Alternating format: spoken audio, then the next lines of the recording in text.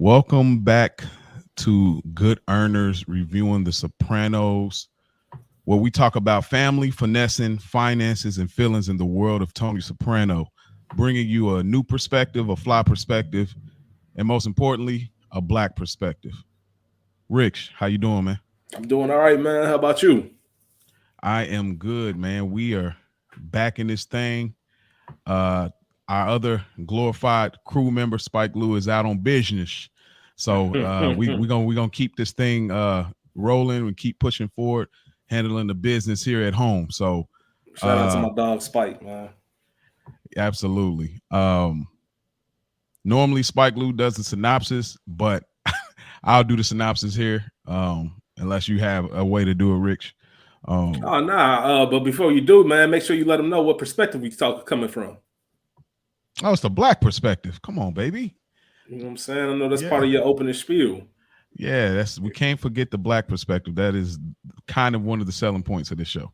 Absolutely, 100%. My favorite part of the show. That's your favorite part. Yes, yeah. That's we did not have that before. There was no Black Soprano podcast before. We are the first and the only.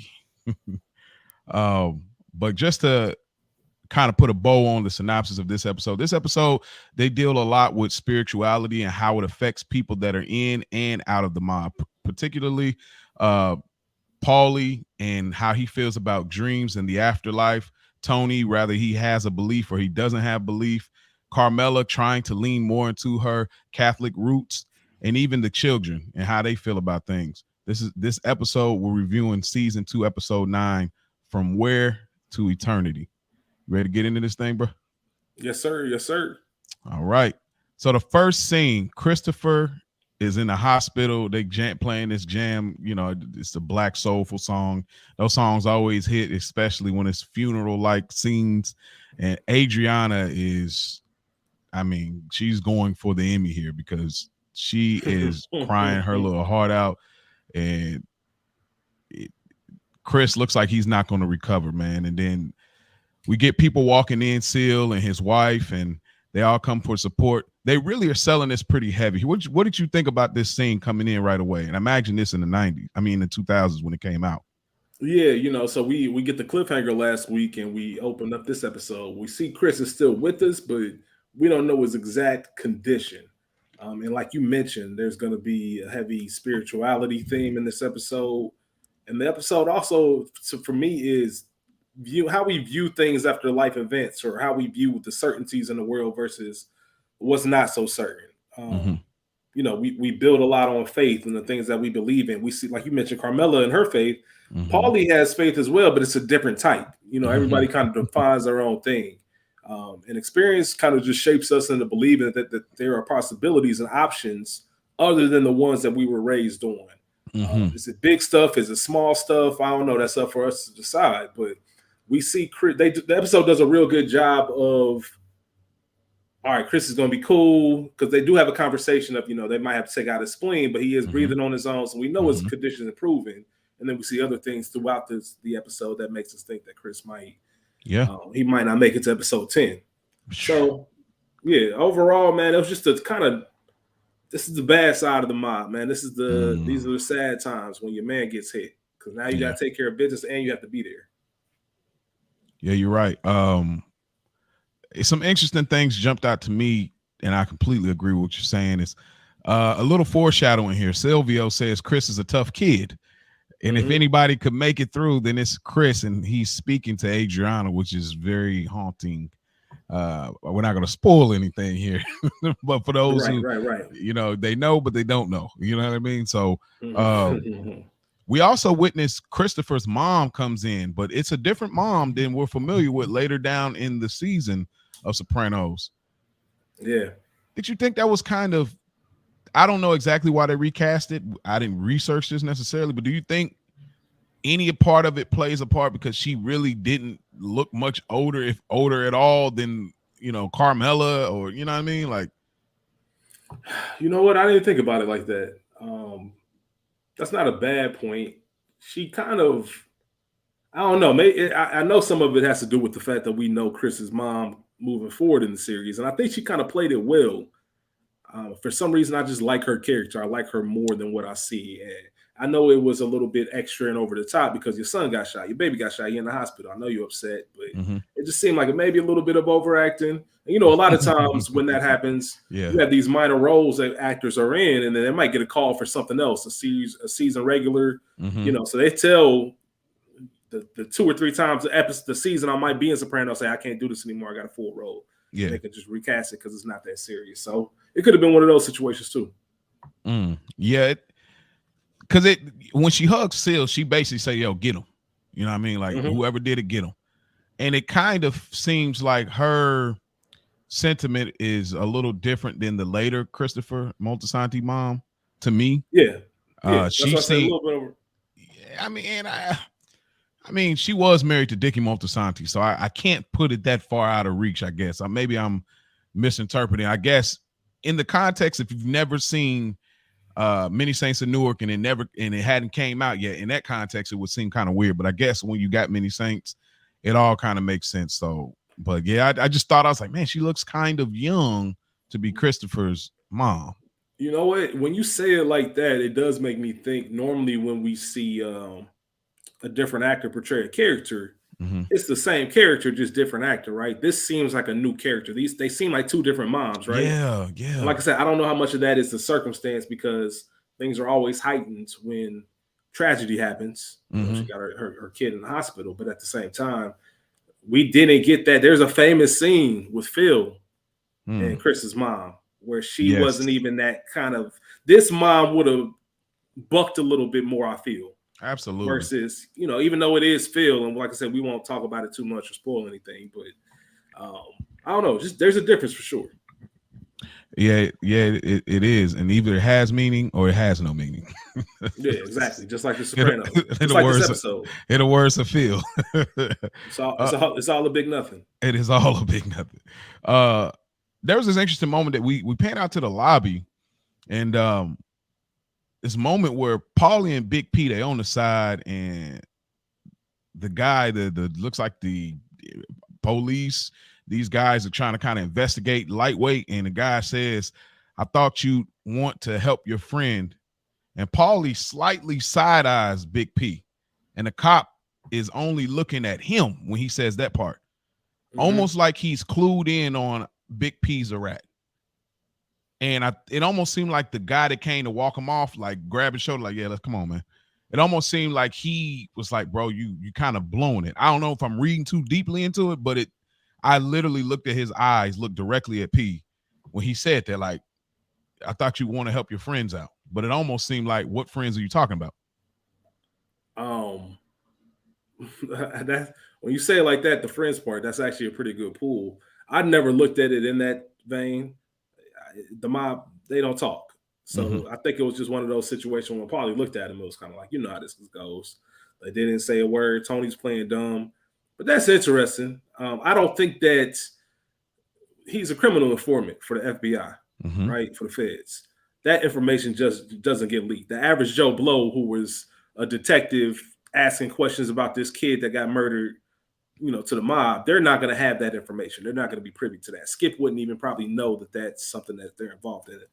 One thing about hierarchy and the feds and all that stuff, if it's beneath them, they'll treat it like it's beneath them. They won't get involved. They don't show any interest. They want the big high profile cases to make them look like rock stars. So the fact that one of them would be talking to one of these low level detectives, I couldn't see it happening for them to know. Okay. But it is an interesting, like I said, this episode is about the way we see things. Yeah. So that is an interesting pool because I never thought of it like that. And who's to say that you're wrong? I don't see it, but it's just another way to look at something. We see that throughout the episode. It's crazy like that. You're right, though. You're right. And that's a great point, too. Like these guys do. I mean, they're dressed up in suits, but they do look low level. They're not really prying either. So it does come off very low tier when it comes to these feds in the lobby. Then we get Richie. He comes in and he's supposed to I don't even know if we get a lot of this, but we get him and Adriana an interaction. Only other time we've gotten this season is the second episode, I believe, where she dropped him off, at Beansies. That's the only other time, and then we get the reference to like you don't put your you keep your hands in your pocket unless you're gonna put a ring on, basically. So we don't get a lot of interaction, but this was a great connective tissue to remind us, yes, that's her uncle, when he embraces her and everything. So I really did like that. I wish we would have seen more of that. That's what I will say. We didn't get a lot of that, but I would definitely wish we would have seen a little bit more of that later on when, he's trying to further their relationship, him and Janice. I wish we would have seen a little bit more between them two. But the interesting thing here too, Richie is like, they're all staring at him and Paulie is over him. They walk outside and Paulie straight up like, man, come on with it. He said, man, look, relax. Like, and they're surrounding him, but Richie is cool to the bug, smoking his cigarette, got the info. Man, what you think about this little outside interaction? Richie old school, man, and they know there's some tension there because I don't know if they know at this point about Richie and Matt coming to see him afterwards. Mm-hmm. But everybody just had enough of Richie. Okay. He brings bad energy. They mentioned in the hospital. He's only supposed to come if he finds out information. There's a whole jacket incident. We don't know what's transpired with that, so we know Richie feels away as well. Mm-hmm. You can't. Energy doesn't lie, man. Mm-hmm. So when something's off. And Richie feels away about Tony. Tony's been feeling away about him. Mm-hmm. So they're using him just for the information he can provide. Richie knows that, so he don't really give a fuck about anything else that Paulie's talking about. Mm-hmm. And shout out to Paulie. We see that throughout the whole series. Paulie's always with the shits. Mm-hmm. Steps to him, and Tony's the one that kind of, hold on, all right, let's get this info. Because at the end of the day, it's not a big deal because they have to find out who did this to Chris and where he's at. Yeah. Like that's priority number one. Mm-hmm. But it was an interesting scene to see. And, once again, Richie don't care, man. Richie from the old school. He's from the carries old it a different way. Yeah. Watching it this way, and I imagine you have your own a few other podcasts. It's something to speak to when you go through watching a show in slow motion and how you are digesting and processing it. Mm-hmm. The first time I watched this series around, of course, I did not like Richie. But they're kind of baiting us to be that way because Tony's our guy. The second time I watched it, I didn't like him, but I didn't. Of course, you don't like the people that are trying to make villains, but you start to respect what they do for the show. This time around, I have grown a real appreciation for Richie now. Like, he's still nuts, but I kind of respect. He's trying to make the best of what the new school is doing coming out of prison. And we find out here, I know we said last episode, 20 years, but it actually was 10. We find out here. It was 10, okay. Yeah, because I was like, I don't think it's 20. I feel like 20 would have been emphasized a little more. But anyway, but yeah, I like this. They're surrounding them, and there's a funny line. Well, it's not funny now, but it'd be funny later. Tony's like, I'm sure one of our guys will find him, and they'll try to get some extra points on the street. But we find out later that like it was so cheap of who gave the information for how much. Right. Crazy. Last part of the scene before we move on, Silvio's wife, I don't remember her name. She tells Carmela about this Ralph guy, not the Ralph we later know, but a different Ralph, Rutaldo. Ralph and Mary Rutaldo, and how Ralph had a baby with his Gumar. This is definitely, if you didn't notice this, but hands down, this is a biblical reference. This is Abraham and Sarah. This is the reference there of him, basically having a child with their servant. Like it just jumped out to me right away. Like spiritual, man. Spiritual theme. Yeah. Spiritual theme in the show. Yeah. What did you think about that? I guess, did you take anything from that part, or did you just feel like it was just a setup? Yeah, it was just a setup for letting us know what kind of state of mind Carmela would be in. That is, when you think about the women who live that life, and all of them practice some kind of Christianity religion. We know they're Catholic. There's a set of codes that they follow, and they want their marriage to be one way, but they all know they have Gumars. They all kind of accept it. So the worst possible scenario is you having a side baby. We talk about it all the time. one of the women's biggest gripes, man. Don't embarrass me. Don't be out here embarrassing me, making me look crazy, man. And that's her concern right now because she knows she wants Tony to be honest. All right, either you doing it because I know you ain't gonna stop, so I'm not gonna ask you to stop, but I'm gonna ask you at least if you're gonna do that, get snipped. But we just see the wheel spinning as far as that whole conversation and where it's going, and it rolls right into the next scene. Well, let's just roll right into it because you already cooking. We get Carmela, Tony in bed, and he Carm tells Tony that she loves him and doesn't want one of the things to happen to any. He don't want nothing to happen to anyone, and she gets this a tearful moment, and he said, I can't do another one of these tearful moments till 5 a.m. Mm-hmm. And we'll see a later scene where this is fleshed out, where she talks about you walk around like there's not a piano, about to drop over your head. This right here is kind of a seed sown for later on, which is kind of Carmela coming out of the mundane, regular house, suburban mob wife thing, and kind of she'll step into the reality of, okay, you are a mob boss. These things can happen. And before I throw the ball in your court, I just thought about how much work it takes to compartmentalize the being in this lifestyle. That's a possibility, but it's all good till it's not. When Tony gets shot or when Chris gets shot, then you realize, oh, they are the mob again. So it's that level. These moments are reminders that break her out of that mundaneness, which I think is just very realistic. But she tells him that she wants him to get a vasectomy. So now, what were you saying about this conversation between them two? Well, first, that was a great pull that you just mentioned. Just that a lot of time when it comes to the mob, or even when you talk about gangster flicks in general, hood flicks, it's the romance that we have with the anti-heroes. We like the lifestyle that they live. We like the clothes they wear. We like the houses they in, the flashy things, the cars.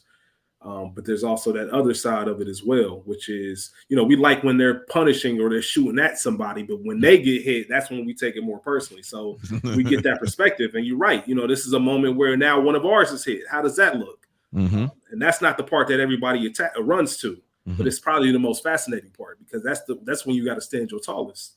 Tony has a lot of responsibility on his shoulders, and we see that as this episode progresses. Carmela realizes that as well. There's a lot of communication, a lot of things said without being said between them. Oh, yes.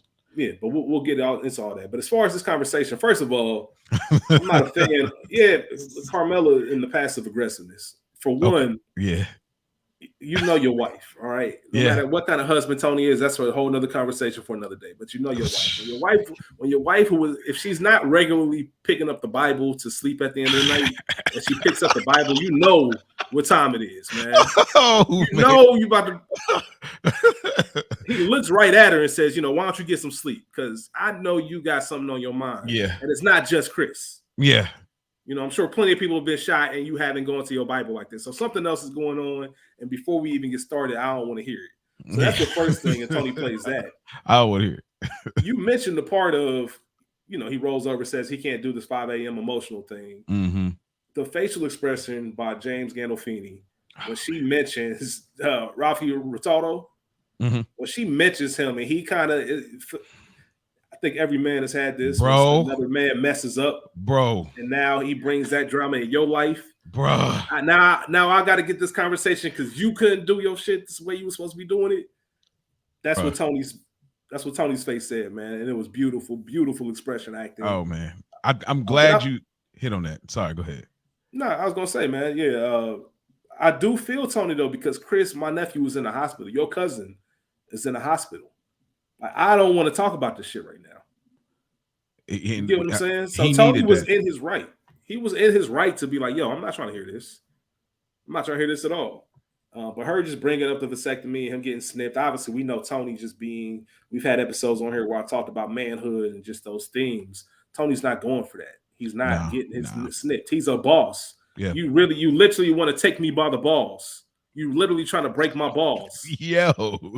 Yeah. You know what I mean? Come on, man. That is never going to fly. She knew that. But in Carmela's defense, from her point of view, I'm not trying to be embarrassed. This is something that's important to me. I let you do everything you need to do. This is my ask.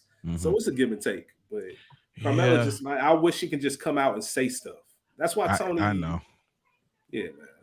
Yeah, you're absolutely, you hit on the nail when like women. That's why that was in my notes. It's like right on par where it's about a whole different relationship, and now it's about y'all relationship. And that I can't tell you how many times I've seen that in my life, about my marriage. And then also, I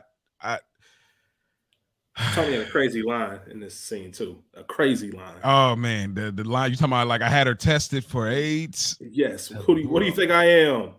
It's so much insinuation there. It's like I'm raw dogging. I'm doing so much. I'm on some trash, as you would put it. Like he was, and then as soon as it came out, immediately thought about it. Like, oh, why not? Because it kind of paints a visual in her head of how nasty you are, because you're doing crazy things with her. Like you're not even like. I get where he was coming from, but boy, that was like crazy. It's bad enough that she knows, like you said, now she has a visual. Now she's picturing things in her head. That's gonna, she'll never be able to get that out. No, not at all. We go back to the hospital. We see that people are dozing off. It looks like this is maybe the same night. Adriana kind of sleep. Big P for some reason got shaving cream in his hand and a blade. Paulie sanitizing. He was on it early before COVID, way before COVID. He's sanitizing his hands, and it looks like they're still just waiting to get an update here. But Adriana, they find that this is what we find out, that he possibly might have to get his spleen taken out, and we see that flatline scene. I mean, they really were pulling at our heartstrings here, bro. Like. Could you imagine, like, these two episodes, I'd imagine in real time when it came out, these two episodes, getting that ending of Chris getting shot and being in the hospital to this right here, not knowing if he's going to live. Man, the viewers had to go crazy at this point. Like, because I don't know if he going to make it. It's flatline. It's like he going to live. He not going to live. Big P says a phrase also. I don't know if he was the first, but he said positive vibes only. I don't think right. That was a crazy little, like, dang, was that early or was that a thing, or he came up with that himself? But yeah, we eventually, Tony, Carm, they come back to the hospital. What did you gather from this portion of the hospital scene? Well, obviously that cold blue was a big deal. I mentioned earlier that the show did a really good job of that opening scene. We see Chris in the hospital bed, but there is a conversation about him taking the tubes out. He's breathing on his own. That's for us as the viewers to know that his condition is improving. So we're thinking everything is good, and then they rope us back in. Like you said, they're pulling at our heartstrings. Now Chris has a cold blue, and we don't really know if he's going to make it or not. And then they get the phone call to Tony. Tony kind of has that look on his face. We don't know. And so as an audience, I thought that was really cool. There's also a small nugget, just going to your spirituality point. We see a family that I'm assuming, when Big P looks over in the lobby, I'm assuming that family is a Muslim faith family. So just that spirituality thing, we all kind of have, whether you're Buddhist, Christian, Muslim, you kind of have these same principles within your faith, even though they're different. So I don't know if they put that in. I'm assuming they put that in on purpose. Like they didn't have any lines, anything like that. It was just quick pan over and peace on. So you get that as well. Yeah. There's a lot of people, man. I just want to mention this. There's a lot of people rubbing up on Adriana, man. I know they're trying to console her and give her some comfort. All right, there we go. There's a lot of it going on. This is what we're here for. There's a lot of it going on, man. Everybody getting it off. Everybody, bro. Okay, because I definitely thought I wouldn't. I'm like, but I do think, though they was getting cheap feels, because that's what these guys do. We'll see something later. Man. I thought they did a really good job at consoling her, Big P and Paulie. It might be some feel kind of too comfortable with it, but I still think, weirdly enough, for these mob guys to kind of not be very emotional like that at all. Tony's probably one of the exceptions to it. Maybe there was probably other mob guys in over the past, but like, I think they did a really good job in kind of being there in that moment for the flatline. And you talk spiritual. I think also, Chris, we will find out later that he technically died for 1 minute. He was physically dead. It's kind of reference, I think, to Christ, Christ, you know what I'm saying, died, rose again. I think that's kind of a part of that too, leaning into that idea as well. So again, man, great job and great pull. I did not catch that family there. That was really great. Then we get go ahead. Go ahead, my bad. I was about to talk about Carmella. Oh, I was gonna say before, another thing that I think is really important, and I mentioned this already in the episode, just how we see how things look when things are down, when things are bad, right? I said previously the weight that Tony has on his shoulder because he's the leader. He's the one that everybody's looking to. So it's really important for us to see Tony being the boss and being cool about it. Making sure that he sends everybody positive. You know, we got to be positive. That's the least we can do. We owe him that. Being there at any moment. They're calling him in the middle of the night. He's showing up with Carmella to the hospital. Of course, it's expected, but it means something to do everything you can to get there as soon as possible. Yeah. When you're the leader in moments of trial, everybody's looking at you, like I said, and that's, you know, everybody underneath, they know that's how they're going to be treated if that happens to them. So if you handle that poorly, it starts questioning my loyalty and what you really do. Like, are you really there for me as a boss? Is this really a family? Because I remember when Chris got shot and Tony was slow dragging his feet to the hospital. You know, he wasn't saying, you know, he had negative ideas. Like, I don't know. That's when those talks start taking place. So it's really important, man. And, you know, it's no different than when they say, you know, if a boss and his crew goes to jail, bail them out first. Get them out. Like, make sure they taken care of, that they know you got their back. You get their lawyer in there, all of that. They just need to know that because, like I said, if it goes bad, I got to look out for number one. So they did a really good job of showing Tony in that position. He's even doing mundane work, is bringing them coffee. That's not something Tony does, but that's something that's a side of him he needs to show that I'm here for y'all. This is the family part of things. So as a boss, it was really important for him to portray that. So I really enjoyed that part of that scene. Man, what a great point, man. So much you're dropping here, and you're absolutely right. Because I want to get to that morning scene, but before that, Carmella comes in and she prays. I don't know if we get many scenes like this, but she goes into like this dark room, and the only thing that's kind of lit is like the crosses on the wall, and it's beaming towards the bed. So I mean, it's just so many references here, like it's all over, you know what I mean? So yeah, and I think too, what I find very interesting too is you talk about Tony being the boss and like how he kind of showcases it. I think also it's beautiful how both worlds come, because now this is a two family matter. This is the family of the mob, and this is the family of the family. And then it's he's on the road to get made on this side, but he's also my nephew, which is also, we'll find later out, Carmella's cousin.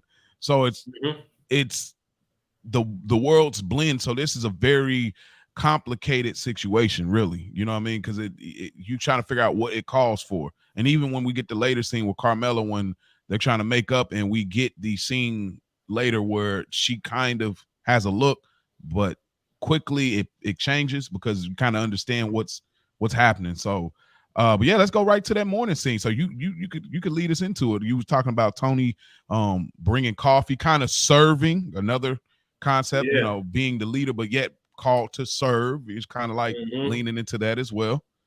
Yeah, because you can't have somebody on the ropes and down and still be asking people to do that stuff. I mean, you can, but if I'm able to, then I will, just to show I got y'all back. Y'all take care of me all the time. I got y'all too. Coffee for everybody. One quick thing that I do just want to mention about Carmella and her prayer. I will say that is the first thing that's the first time I believe in this series that I felt Carmella took her spirituality seriously.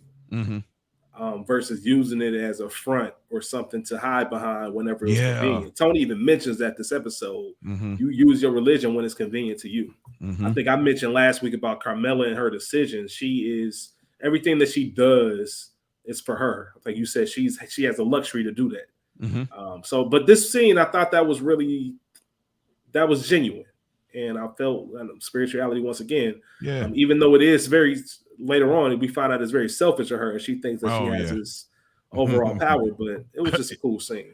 But as you said, we get here to the morning with Dr. Rubin. Tony brings the coffees. and we see a Hesh sighting. Okay, another reference. Yeah, man. He's Jewish, so you know, of course, you know. His only scene in the movie is at the hospital. He's reassuring Adriana that you know, this is he keeps the reviews on. I guess he keeps up with all the reviews of all the in the tri-state area. yeah, which is I guess that's smart. If you somebody like Hesh. Yeah. But at the same time, it's also like an odd thing. I guess I don't know if that just shows you how prepared Hesh is. Yo, hold on. Yeah. This is a callback to the pilot. Okay, what's up? Remember they had the racket. Oh, yeah. And Hesh was a part of that, right? That is right. Yeah, I think that could be something. So that's why he's more business, but that's a good call. I didn't even think about it to that very moment. I'm like, oh yeah, Hesh was, you know, that racket when they was chasing dude down for the insurance. That might be why he keeps track of that stuff. That's a good pull. That's a good pull, man. That's crazy. I like that. I like that. So man, Hesh acting like he died. Hesh just always doing too much, man. Acting more important than what he is. He giving the kiss on the cheek to Adriana. Like I said, asking these doctors these questions. Paulie asked him, like, what the fuck you guys talking about? I don't know, man. Hesh just got this face. He just got that face, man. I told you, bro. That's how I feel about, you know, the happy wanderer. Like, did I do something to offend you? Like, he just got that face. Like, I just want to punch a hole in your face, dude, because you just man. Like, so I understand when y'all talk about Hesh face. That's how I feel about. I forgot what his name is, but he'll be popping up here again soon. I think Dave or something like that. I know you. Davey. That's what. Yeah, Davey. Also, I wanted to speak to this is where like you said, Dr. Rubin comes and tells the news, but I think this episode is also kind of a precursor to season 6B, where we get more of a fleshed out version of this through a main character. I'm glad I didn't say it, but through a main character also being shot. And now instead of telling what the vision was that we're going to get here in this scene, Christopher, we actually get the visual dream sequence kind of drawn out through the obviously the writing and the acting and producing of the show. So I think this to me is kind of a precursor, and it's almost like a arcless, if that's a word, arcless version. You made it one. You just made it one. I can't make it up. I just did. The Sopranos got a phrase for everything. Straight up. But the doctor said he specifically wanted to speak to Paulie, Gaultieri, and Tony, which I thought was so interesting. They go in there and he's alert, but he has the button for the morphine. I was going to ask the question about, do you think this kind of put him back in that spot? But then Paulie already says it, about, this the kid, his chemistry is set a little too much because he obviously is a druggie. But what did you think about this concept? He said, this is our hell. Our hell is an Irish bar. And every day is St. Patrick's Day, and all of the bets they do, they lose. And every night his father gets whacked the same way, and it's painful, and it starts over and it does it again. And he said Mikey and Brandon Fallone are friends there now, which Mikey whacked Brandon season 1, Christopher's friend, and Paulie thinks it's nuts. And then he tells them, hey, he gave y'all one message, and he says 3:00, which is going to be a significant thing. For those that are new watchers of the show, 3:00 is significant. But is there any concepts or metaphors you caught from this dream? I always thought this was so interesting. There's a couple things. There's one that I want to mention later on in this episode. Okay. So I won't speak about it now, but I will bring it back up later. The 3:00 thing, if you remember last episode, we had a very small scene with Tony in Dr. Melfi's office. And he said, they weren't talking. And he looked at his watch and said, it's Tuesday, 3:00, nowhere to go. That was just another 3:00 reference. I don't know what ties it has, but back-to-back episodes, I thought it was worth mentioning. But it's also, I told you earlier, this is about seeing things from a new light. Okay. Chris sees something that nobody has ever seen. I mean, he was clinically dead. Like we didn't, we get confirmation of that. This wasn't made up. Chris was out of here. Yeah. And they brought him back, which is a miracle in itself. Boy. And it shows a great perspective of it. us as a viewer, you have three avatars, I guess. You have us as viewers, you have Tony, and you have Paulie, all in this situation where we're all receiving this news at the same time. Yeah. And it's up for us to believe if we believe it or not. There's so much unknown and unsure. So we got Chris, who just had a traumatic experience. He could be, off the morphine. He could have had a bad dream, but he's for certain the way he's describing it, this is real. It sounds ridiculous though, right? So when you think about it, and he's telling he went to hell and it's an Irish bar, it doesn't make any sense. So Tony's looking at it like, yo, this dude's just on one. Like he's full of it. We see Paulie's interest. Yeah. Paulie's curious about what he's saying. I want to know more. Like it probably is bullshit, but just in case, let me see what's going on. He's being very descriptive, but also sounding really ridiculous. Yeah. And that's kind of what it puts us in. Did it happen? Did it not happen? Did Chris really see this? Tony's face when Paulie asked him what Mikey was wearing, he was like, yo, what are you doing? I can't believe you've been buying into this. We got to get out of here. Yeah. So it was just a cool perspective of, like anything else, man. If I ask you if you believe in ghosts, you either do or you don't. Like, I'm not going to sit here. Maybe I can convince you. Maybe I can't. If you believe ghosts are real, that's something you believe. A lot of people don't. A lot of people do. There's always conspiracy people. People think that we really landed on the moon. People think we did it. People think dinosaurs really existed. People think they did it. And there's just always, it's up to you on what you want to decide. Is the earth flat or is it round? Exactly. You have all the information presented to you. You come up with your own choice. And it's just that complexity of life that this scene brings to me. And there's another scene later on with Tony and Paulie that I think is wonderful. Yeah. Just talking about perspective. Like I said, like this episode to me just screams perspective and how you view things. Yeah. The more we're breaking it down, it's kind of it's leaving an impression on me a little bit more. Yeah, so you're right. But I did want to say immediately, Chris says, Tony, I'm sorry. I don't want you to be mad at me. And I think that's very important because the fact of the matter is, Tony, I had these guys at the executive game. Tony, I had these guys at the construction site. Tony, I've had these guys at Wabistics. I had these guys, breaking into safes. I had these guys, and I gave you my word that these guys were legit because on my word, and they turn their back on me and shoot me. So I imagine immediately it's like that they were for me and I made you look bad. So I'm glad that they did that because that's a quick thing. Like, I got to say sorry right away because I had no idea these dudes going to turn their back. He was so shocked when they shot at him. You know what I mean? Hey, Chris, what's up? Hey, what's going on? Bow. You know what I mean? Expecting that. Nah. So, yeah, I wanted to highlight that part. You really killed that the rest of that dream perspective. But, yeah, I do believe he's seen these things. I don't. Normally when you wake up, if you wake up and you speak about your dream soon, you can remember very clear, if you do it right away. So I try to do that now. If I have dreams, I put it in my notes.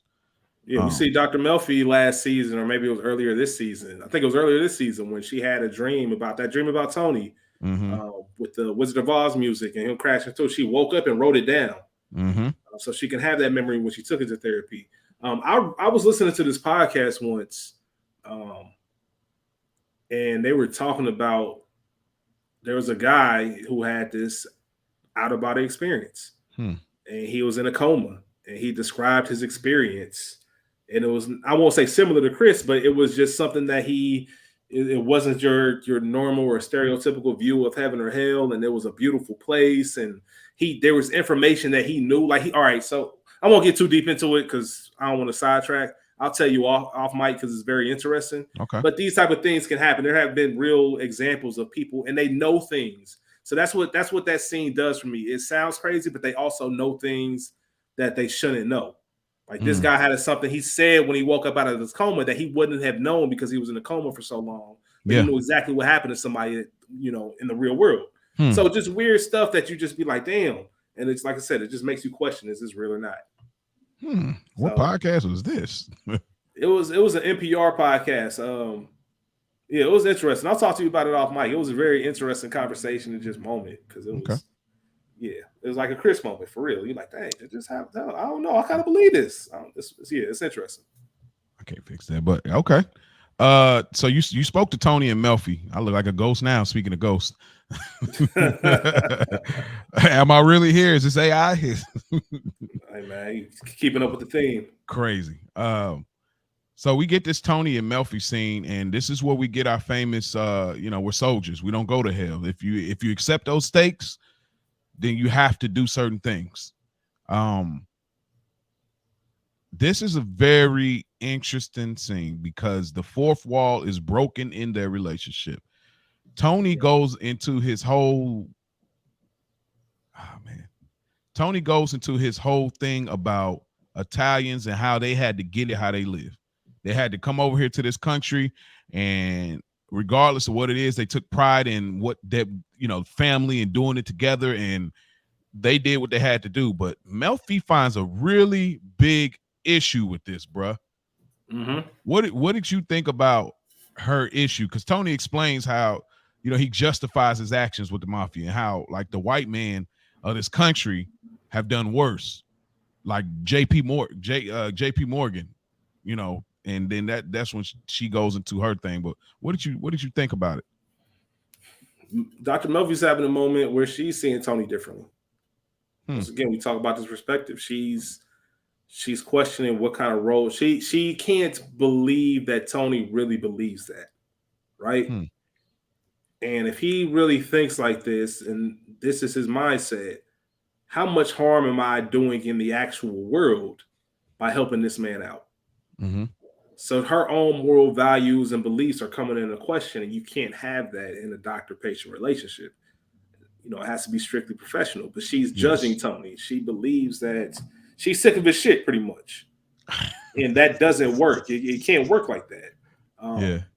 And it's interesting. Like I said, perspectives. Tony, the way Tony sees himself is very interesting.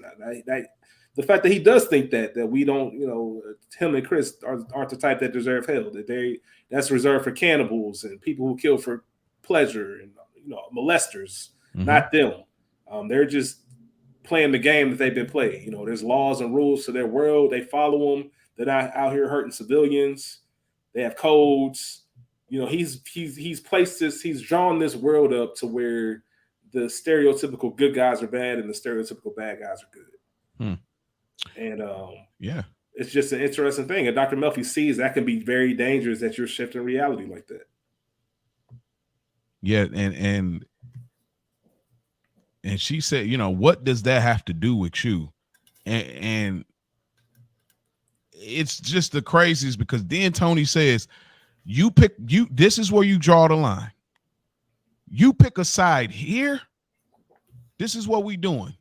I felt Tony 1,000% right here, bro. This is what we doing right here. So this is where you want to now put your personal stake in, which is weird because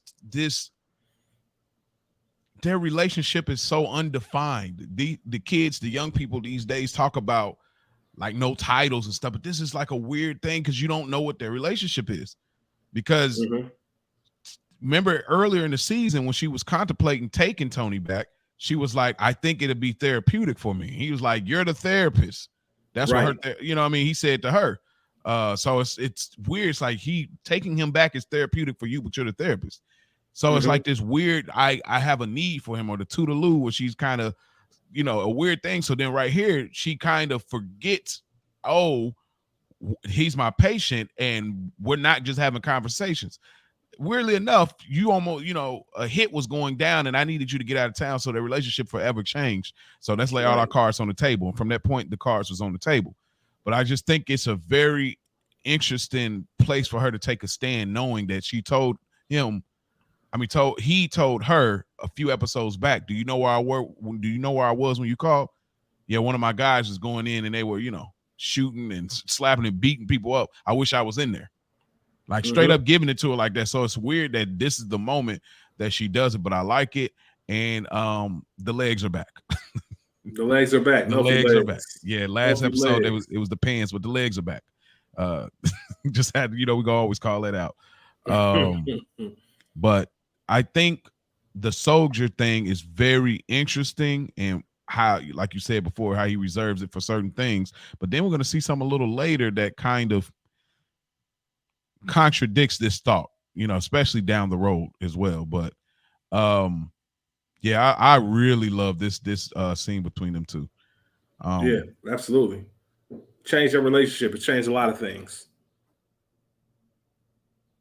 Just as far as Melfi and the way she presents this and the way she goes about it, she needed to realize that she was being who she's not trying to be. She's trying to the person she tells Tony not to be is who she is in this moment.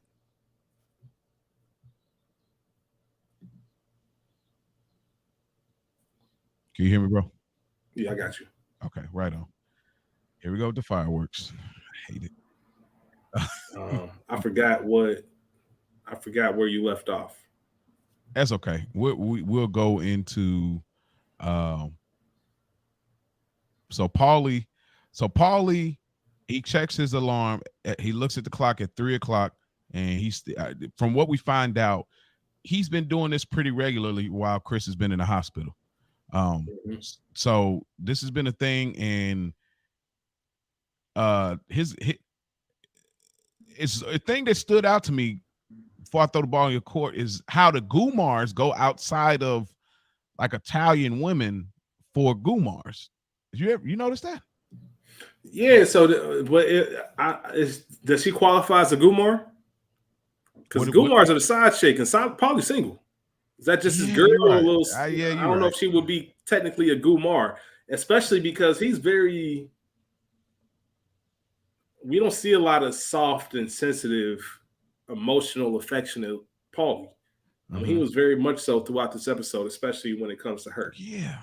But yeah, going to your original point, that doesn't surprise me. We see Hesh. We see it's just that fantasy. It's that we're gonna talk down to y'all, but we still want to be. We still want to taste. We want to live on that wild side a little bit. A little wild side. Yeah, I don't know if Paulie has that mindset per se, but I know everybody else does for sure. Yeah, and maybe he does. I mean, maybe that's why to him in Commendatore, it was such a thing to actually be intimate with a woman that was like, Italian, but from the old country, actually. So it's like, okay, this makes the stakes a little bit more rare, so to speak. Yeah. But I did think, I was like, man, Paulie's in really good shape for his age here. That's one thing that stood out to me as well. I was like, oh yeah, he could definitely probably get Richie the business. Yeah, that's why Paulie out here. Listen, Paulie's strong as a bull. Yeah. I forgot about this. I mean, later on we'll see in the series, everybody get out of shape. They eat good, they live it real good later. but this is like a funny bow. I was like, oh yeah, Paulie was really with it right here. But the chick, she just tells a story about a wedding and high time switch, and it went to 3:00.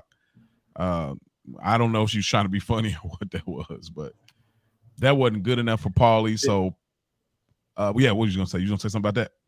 No, it was a funny moment, but for me, what I took away from it is she has her own version and significance for 3:00. So not Tony, but Paulie's stressing out about this 3:00 thing.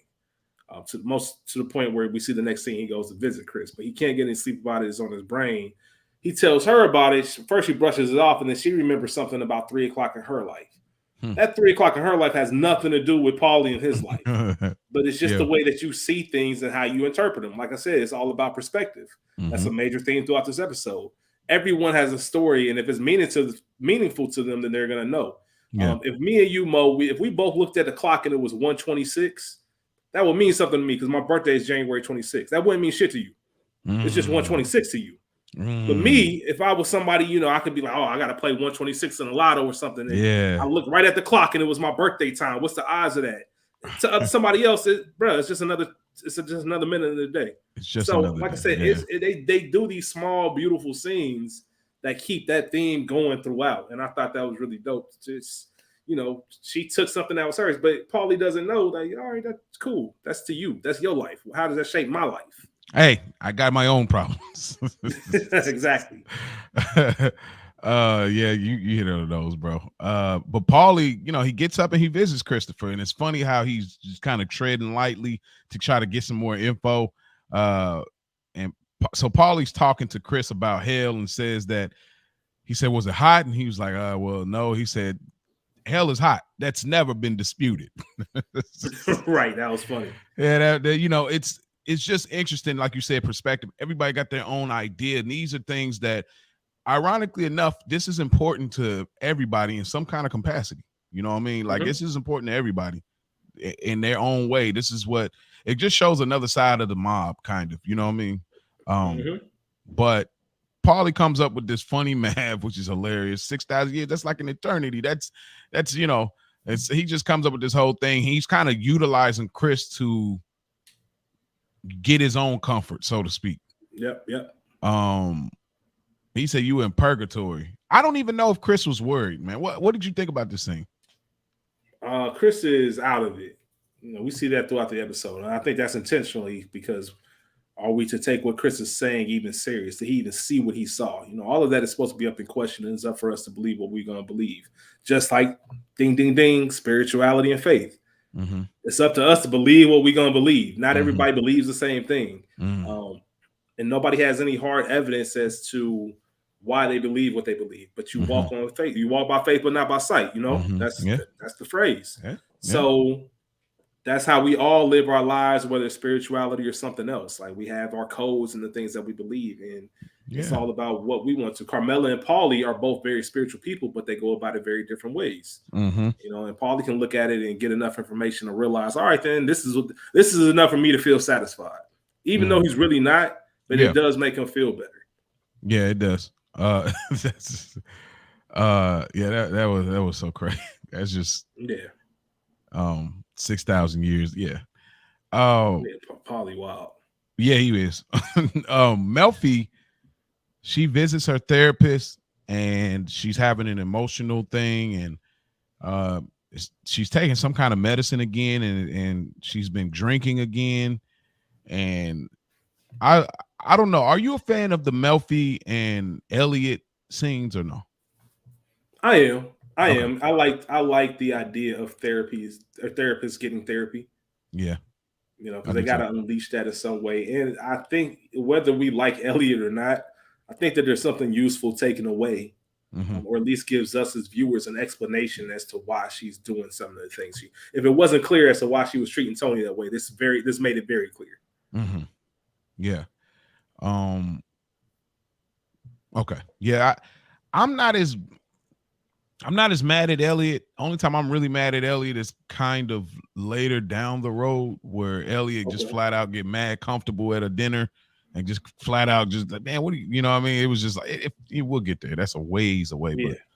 But yeah, Melfi, the weirdest thing about the scene is that Melfi says that she's scared because she judged and she took a position. But she never answered his question of what do you hope to gain out of this?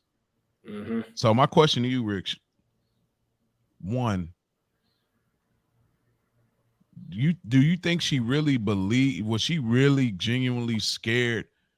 I have a hard time with where Melfi fears Tony yet, because it's kind of these moments he's gotten in her face. She's done certain things. Even her life was threatened at the beginning of the season, but she says she's scared. Is she scared or? So let me flip this real quick into the next scene where Skip tells P, you got to remember you changed. And I think that we can apply that to Melfi right now. Melfi crossed the line in the doctor-patient relationship. She took a stance. She took a personal jab at Tony, not a professional one, not something of a place of help. This is, I'm straight up judging you for this as a person, human being to human being. She knows how Tony responds to certain things. And since she's not a part of that life, she doesn't know exactly what small thing could set him off. She's seen him get angry before. She's seen him push things out the way, get in her face. Obviously, she had to go on the lam. She knows what he's capable of. So just the idea of it is a threat to her. And I think that since she knows that she did something that she's never done before, in regards to her stance, she's thinking about all the possible scenarios, all the what ifs. Just like anybody, you can take any scenario where you're about to do something risky. All right. You start, after you do that risky thing, then you start thinking about all the consequences that could come. I think that's just normal human nature for her. Okay. And I personally, I don't think that she should be scared. I think it's a little bit overboard. But if I'm Melfi and I put myself in her shoes, I can definitely understand. Yeah, it's fair enough for her to be scared. I guess it's just scared for your life. I don't know. It could be because it could be the other stuff too, where it's like, hey, you fixed my car, you took my whole car and brought it back, and it's just like your capabilities are beyond what I could think of. Yeah, I look at that scene too, just as I've mentioned this before in an episode. I never understood why Melfi took Tony back to begin with at the beginning of the season or middle of the Yeah, season, whenever it happened. yeah. And we still never get that answer. She says, Mm-hmm. it was for professional and ethical reasons, but Elliot called bullshit. Like, what do you hope to gain? What do you hope to achieve from this? And she never answered, like you said. And that leaves us still wondering, like, why did you even do this? Why are you in this?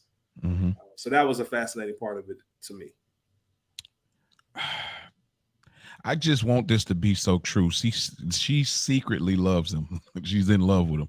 I want this to be true so bad. I just can't get the evidence together. But like, I just want that to be true. Because it's I know it's just she cares. She cares, but I mean, because it's like he asked what he hoped to gain. I can't wrap my mind around what is she. I mean, I know Spike spoke on a previous episode, just like how highly she feels about herself. Where I don't know, maybe it's a new challenge, a new high in her relationship, or maybe it's a thrill thing. I don't know. I'm hoping doing this podcast we can get a clear picture of what is she trying to gain. You know what I mean? So, but we get Big P and Skip, and they're having this conversation, and Big P tells Skip that there have been glances that Tony has made towards him. And this speaks to me, this speaks to how good Big P is too. Mm-hmm. Big P is so good right there with Tony, where Tony is glancing, but keeping it regular and floating through. But Big P also is noticing the glances, but keeping it regular and floating through. That to me, we as the audience know Big P a rap, but they don't actually know 100%, 110%. So I just find it very interesting how he said he noticed something as small as glances. I mean, that to me stood out light years to me. Nah, I like that. I like that. Good call on that. What else did you gather from this interaction between them two? Because it seemed like Skip's advice stuck. Do you even think that was good advice? Make Tony love you? Yes. Like, yeah, kind of go after a woman. Yeah, absolutely. Just if we need some information and we need it fast, if you really feel like you want the outs, then do something to get Tony's attention. Make him love you. I think that was good advice. But I think the better advice, like I said earlier, was just reminding Pete, like, bruh, like when you're guilty, you know that you're guilty. So you assume everybody knows you're guilty as well. You move like that. Anything that's said, you on edge about it because you know you're the one that's actually guilty. Yeah. So I thought that was really cool and interesting the way they broke that down. But yeah, make Tony love you, and P he benefited from that advice too. Yeah. That's gonna be an interesting scene. I know what you're referring to. That's gonna be really interesting. But I think he did benefit to a certain extent.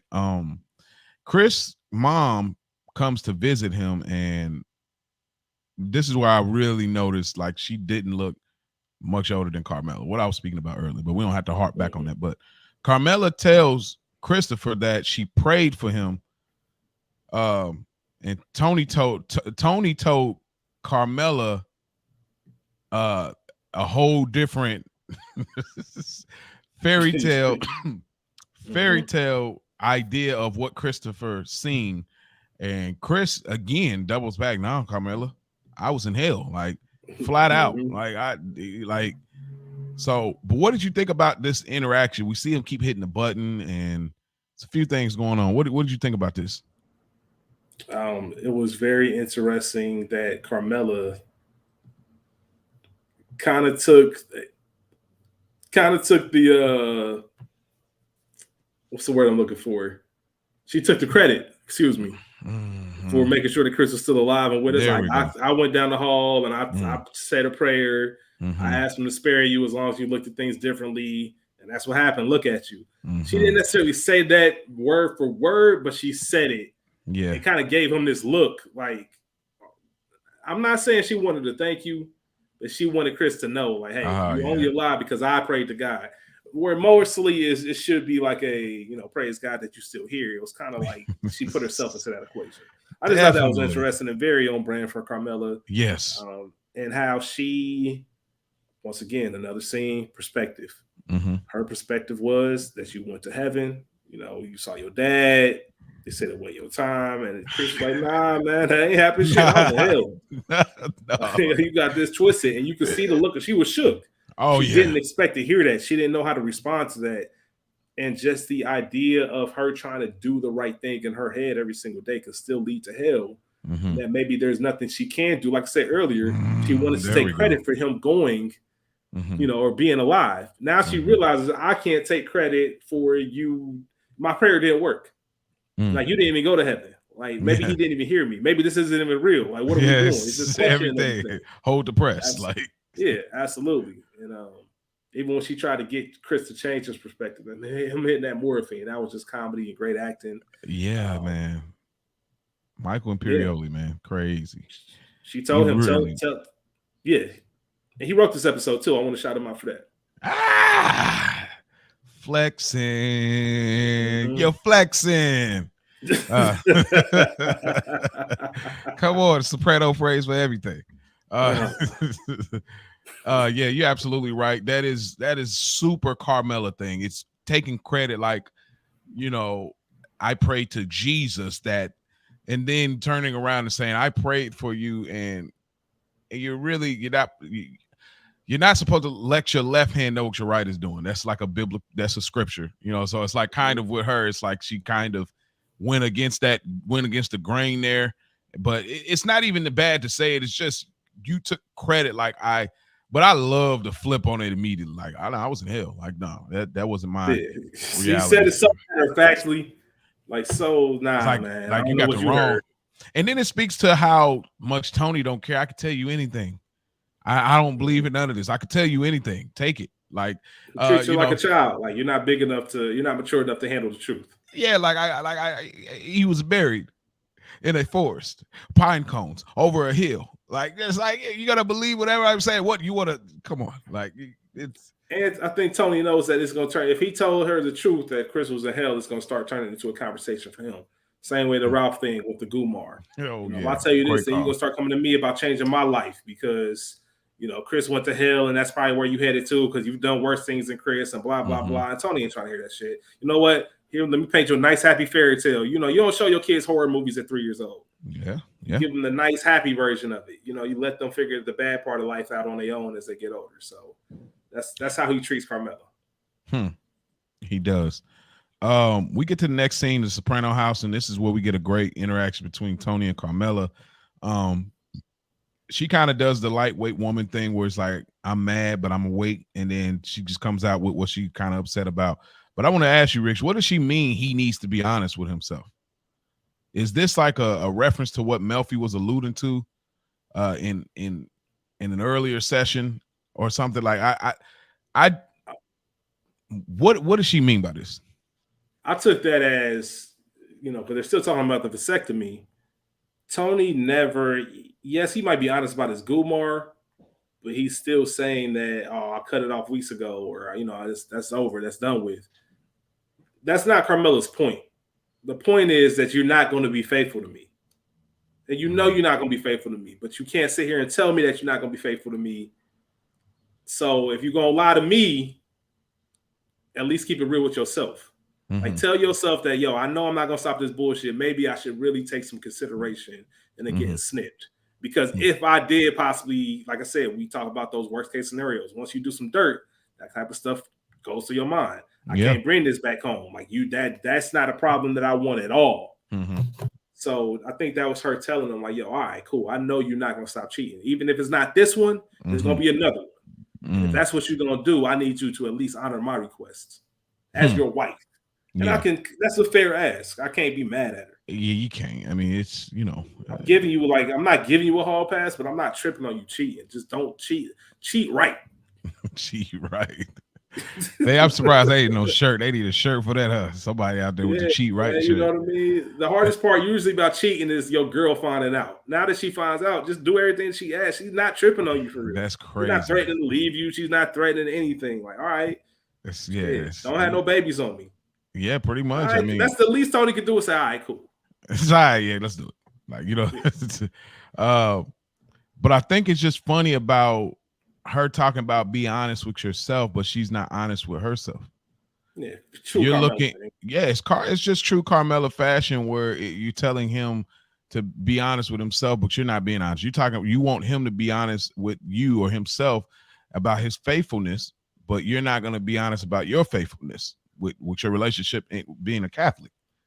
Mm-hmm. We'll get a later scene where because we got the college episode of like, oh my gosh, my babies, my children, and then you go back to regular life.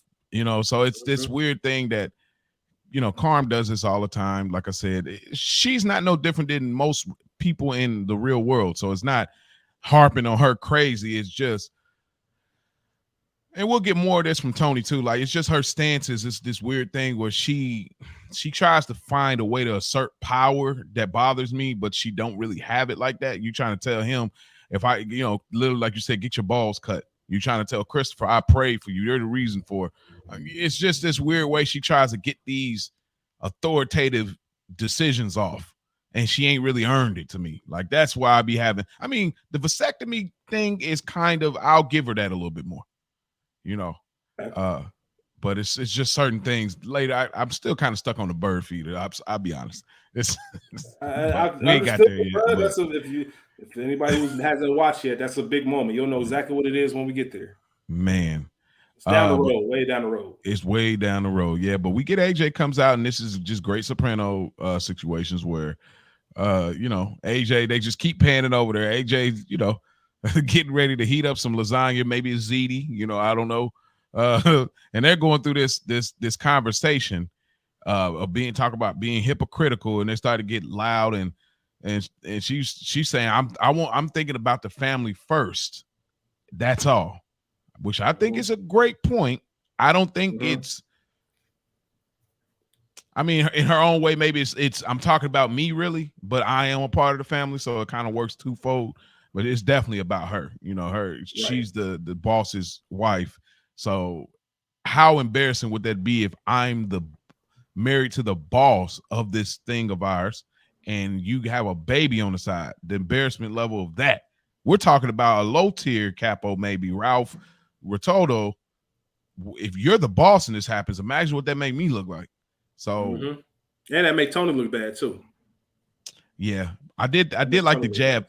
I did, yeah, it do. And I did like the jab Tony had where he said, like, I'm not going to get, like, you talk about going against God's natural order, like you want me to get snipped, but that ain't how we was created, So I thought it was a really, really good line there. And she just said something, and it just really paused and resonates. And then we pan over to AJ, and AJ drops the whole pan.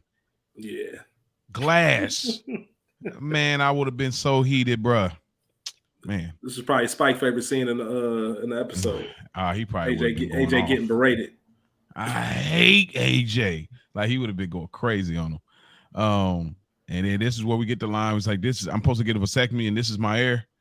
Yeah, this is my male heir. Look at him, and walked away on him. Man, he meant that. Tony meant that shit. Yeah, that was horrible. That's rough, man. That's horrible. I'm sorry, bro. This is your child. We look at him. We're like, okay, we don't like him, but he's a character. This is your son. This dude ain't even out of school yet. It ain't like he would live life and he's he keeps messing up everywhere he turn. He ain't even out of school, bro. Like, you gave up on him already. Like, it's crazy. Man, because your big ass in here dropping full things of ziti, and you just ate, man. What you doing, bro? Dang.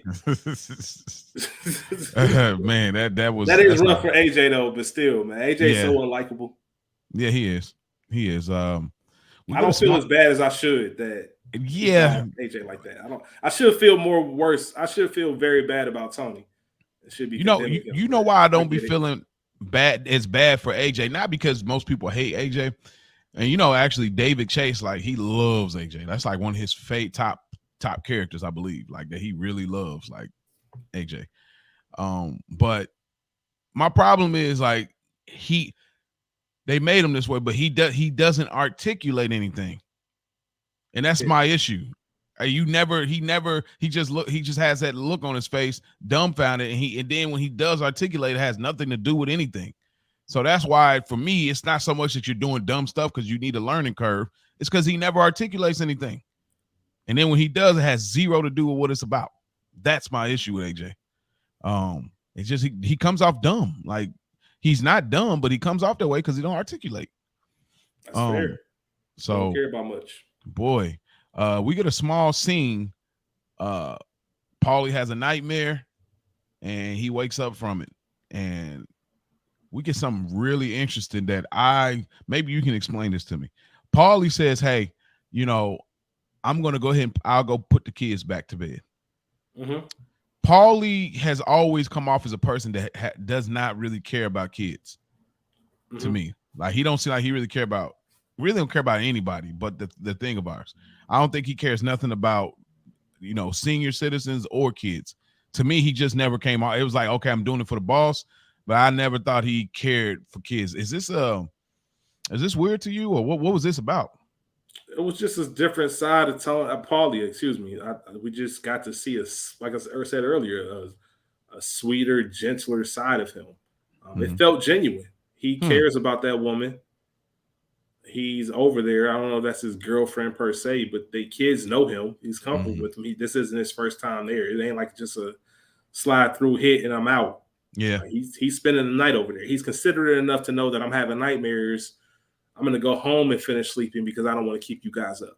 You know, she tells him like, "Come talk to me before you leave." Like she gives him advice, like all of that. Like there's something we have to. This show wouldn't exist if we didn't dive into the other side of characters.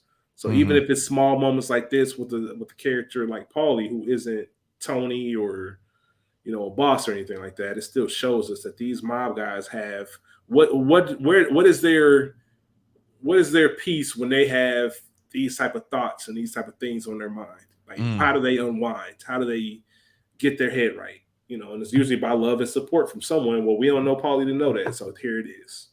And then this is where we get. She says she knows this guy. He's a psychic, so go to him for your problem.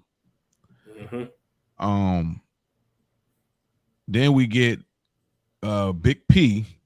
This guy tells Big P where Bevilacqua is. Oops, I'm sorry. Drink water.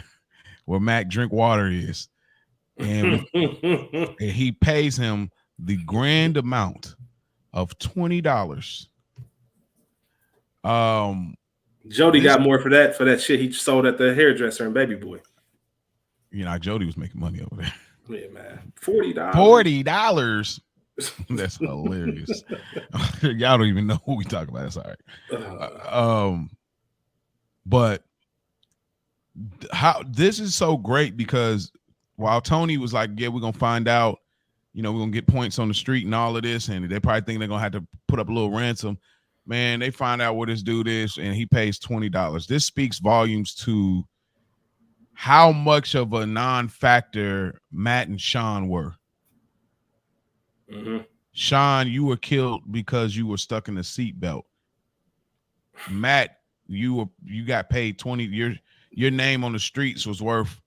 Yeah, the bounty on your head was $20, my guy. It was more, but 2 Applebee's meals. Yeah, the name drop to Tony. I'm assuming that's Quickie G, who Richie mentioned earlier, is the person that knows where Tony is. Okay, I'm assuming that's Quickie G that came in. The name dropper saying, you know, make sure you remember me. That's worth more than any kind of actual money. Yeah. This also was an interesting thing that. Do you think P really felt the overlooked moment here? Because it was kind of like, he was like, where's Tony or where's Seal? Oh, no, he was like, where's Paulie and where's Seal? The guy when he was looking for him, and then he was just like, man, if you got something, to come on with it. You know, so again, it's just reasserting it's reasserting the later scene we'll get with P this season, but it reasserts like these little things. Even this random dude, Quickie G, off the street, he ain't even a part of this thing. He's not even like, he looks like very low tier. This dude came to get $20. I mean, even with the inflation and different in the year we're in versus then, it's $20 still ain't crazy for real for a body. So it just speaks to keeping us reminded that these are the things that are going through Big P's head, I'd imagine. I'm wondering, now that I'm thinking about this, I'm wondering if anybody else would Sil or Paulie had given him more. I think they would have. Huh.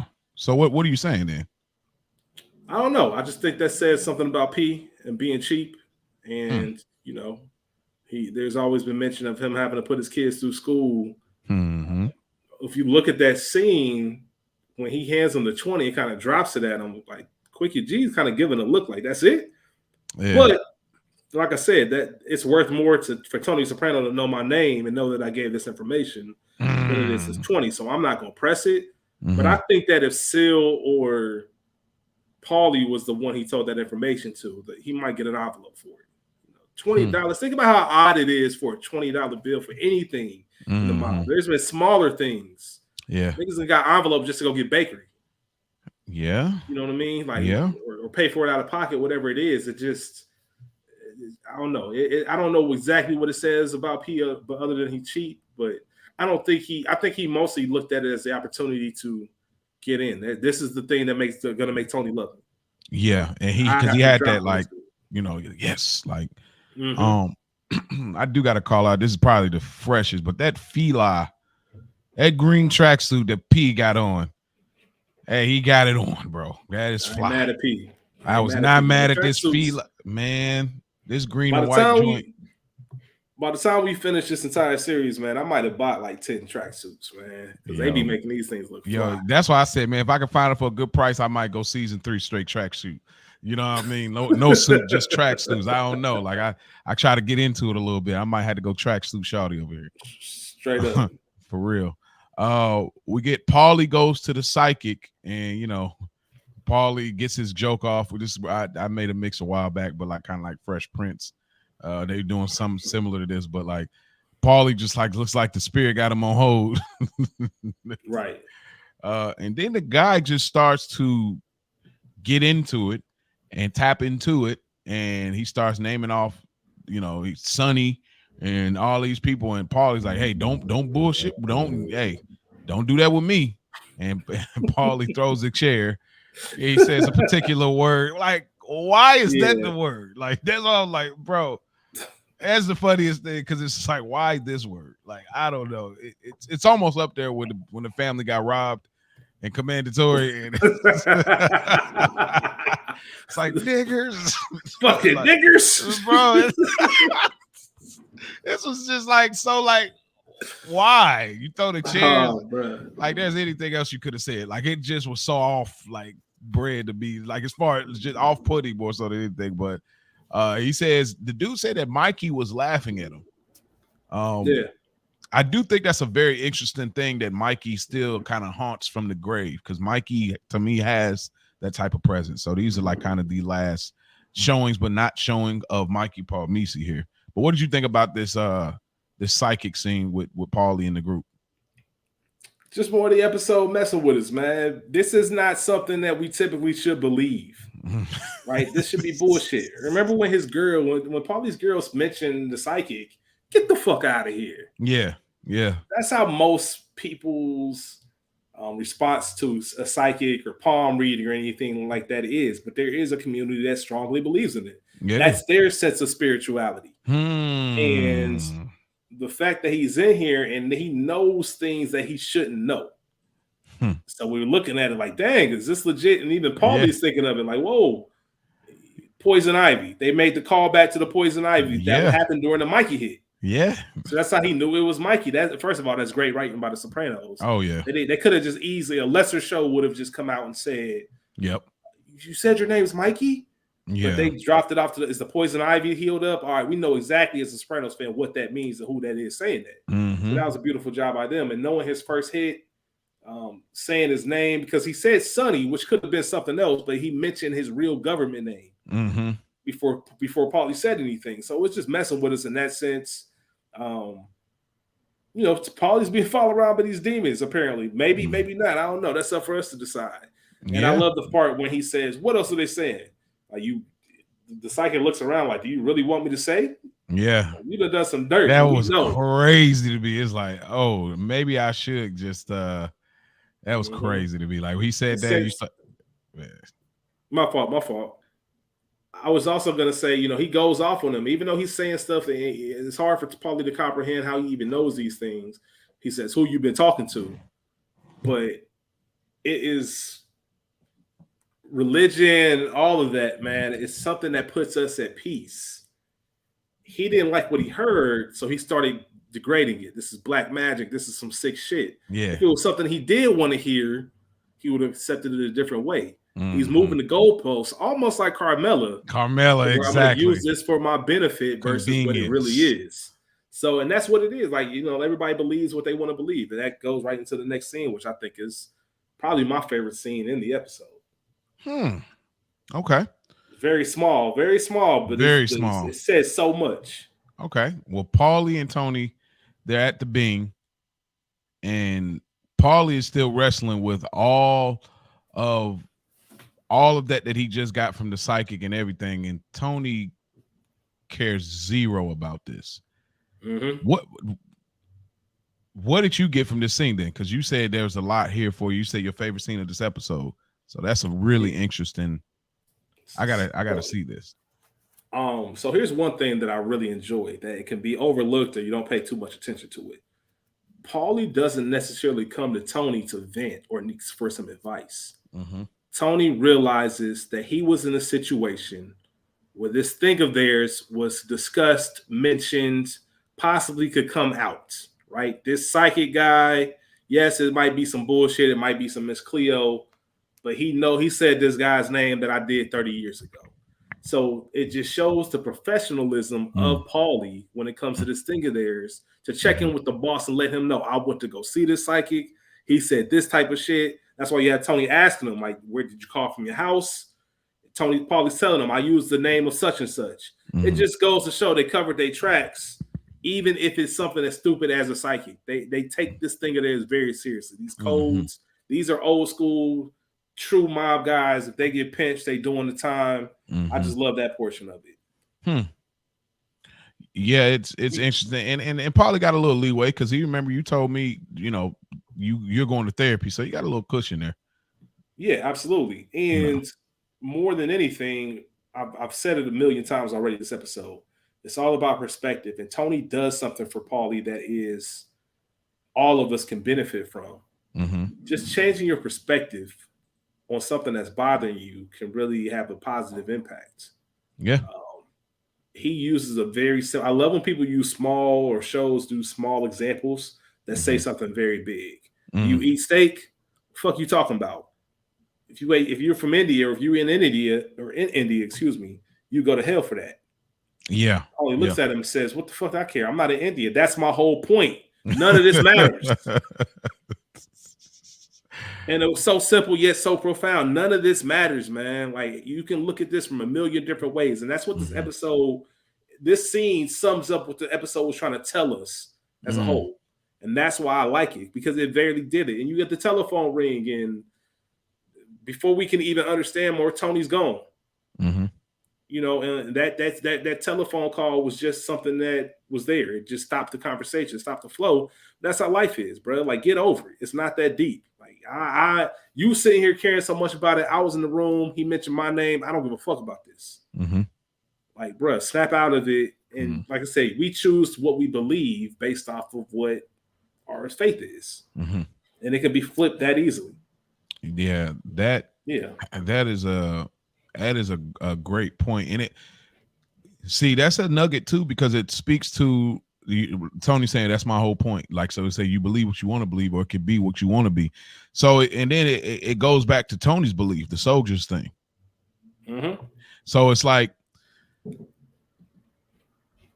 the hard part about this and the whole thing is if it's not rooted in a strong foundation, there's always room for it to be able to be switched. So I feel like later in the series, Tony kind of when he tries to justify where he starts to take certain decisions, because he's moving the goalposts on. That's the whole thing of what he's saying here, which I think speaks volumes. So yeah, that's a great point. Justifying it, man. It's like anybody, you know, I want to be more disciplined about something, or I want to start working out. You know what? Tomorrow I'm gonna wake up at 5:00 and I'm gonna go work out. Mm-hmm.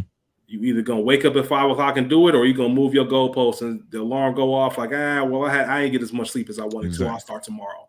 I'll start tomorrow. You know what I mean? I'm gonna start eating right tomorrow. And you just kind of, nah, man. You can't keep switching stuff for your own convenience. Yeah, that's true. But yeah, it's perspective is everything. It is everything, and how you view things and what makes you comfortable. Like you said, anybody that Tony tells that, you know, we're like soldiers things to, the average civilian is going to be like, this dude is a fucking psycho. Yeah. He gets around to the mobsters. They completely understand his language. It's how they go to sleep at night. Yeah. Tony talks to AJ. AJ got the classic headphones that we grew up on in the 90s. He's, looking at a paintball magazine, and Tony's trying to bring in pizza, but he ain't feeling it or whatever, AJ. But Tony just tells him, like, I couldn't have asked for a better son. And Tony apologizes and says that he sees himself in AJ. Does Tony mean this at all? Because this episode, I try to figure out, I feel like we need a segment for like the genuine moments of an episode where you feel like, okay, because it's so far in between, but do you feel like this was a Tony sees himself in AJ at all, you think? Or absolutely. Okay. I think I 100% think I think this is probably the most genuine that Tony's been with AJ throughout the series, or one of the top moments throughout the series where he is the most genuine with him. I think he really does feel bad. AJ ain't rocking with him when he comes in that room. And Tony puts up an effort. He could have easily just been like, all right, well, he don't want to talk him out. Will you mind if I sit here, while I eat it? You ain't got to eat none, but I'm not leaving. And it's very genuine and sincere. There's things that this might be an Easter egg for something that happens later in the series when it pertains to AJ and the similarity that he has with Tony. So I think he does see him in AJ, and that's probably why he's the other side of it. Yeah. If I wasn't this version of Tony Soprano, I would be like AJ. Yeah. Yeah. So I think I really do believe that. And then we also have Carmelo get to see a sensitive side of Tony. Tony doesn't know that she's there. He's hearing him be a real, like, this is the Carl Winslow dad. This is a speech he would give Eddie. We don't expect that from Tony. Tony's a mob guy, but he's turning on the TV dad thing right now, and it's a cool thing to see. I'm probably gonna make an edit now because that's a great concept right there. I gotta make some kind of like gotta put the sitcom and the like I gotta put an edit there. That I gotta you got to, man. That's perfect right there. Yeah, that's what it was. It was one of those speeches you would expect to hear. Yeah, I agree with you. I mean, it's you got to do this. You know what I'm saying? But AJ, yeah. But there's a moment out here where Tony gets a call and he has a weird look with Carmela, kind of, and she looks and he's like, nothing. She's like, what's going on? He's like, nothing. He got to go. And she knew what was up. Like, I like it. I mean, she spoke earlier in the bed talk where she was like, nah, I don't want anything to happen to anybody, but she knows. And this is where I think she has this look and they let it marinate. That's where her conflict will always come in, because you're trying to push this holier than thou thing on Tony, but yet you understand he has to do certain things for things to be sustained. You know what I mean? I always refer to you act like butter wouldn't melt in your mouth because of you acting like you're better than me or you're better than this. But you know that these things, even when he got on Meadow a few episodes ago about the, Happy Wanderer with the cars, like y'all act like y'all don't know what it is. So it's like, Carm, you're going hard on these things and you're trying to convert him. But what if you convert Tony? Let's say if you really were to convert him, what is he going to actually do for a living? Because guess what's happening? The first thing that's going to go is that house.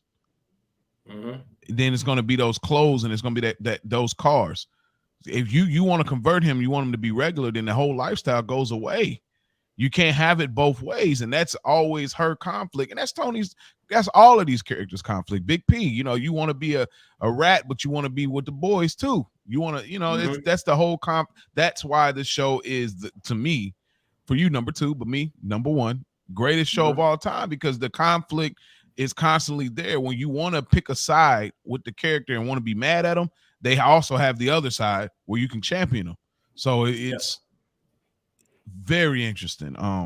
That the look that she has when he leaves there. Did you gather anything from that part before we go over to the where it's about to go down?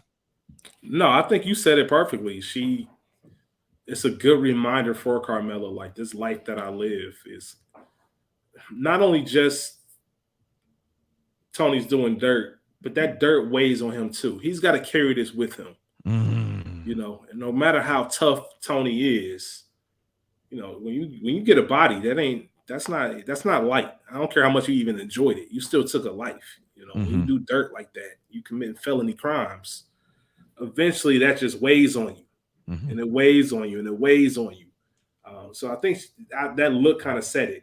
Like, you know what?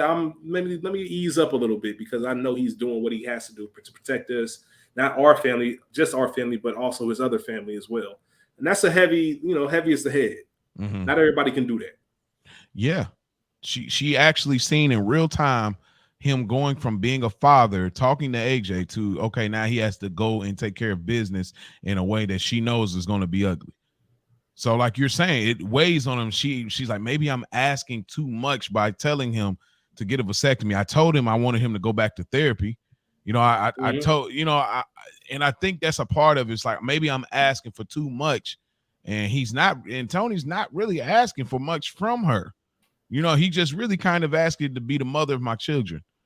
And it's simple, but she should want more out of life, which we'll see later. That kind of plays a heavy part in her character. She should want to be more than just a mother of his kids. Like, so I understand. I do sympathize with Carmen that way too.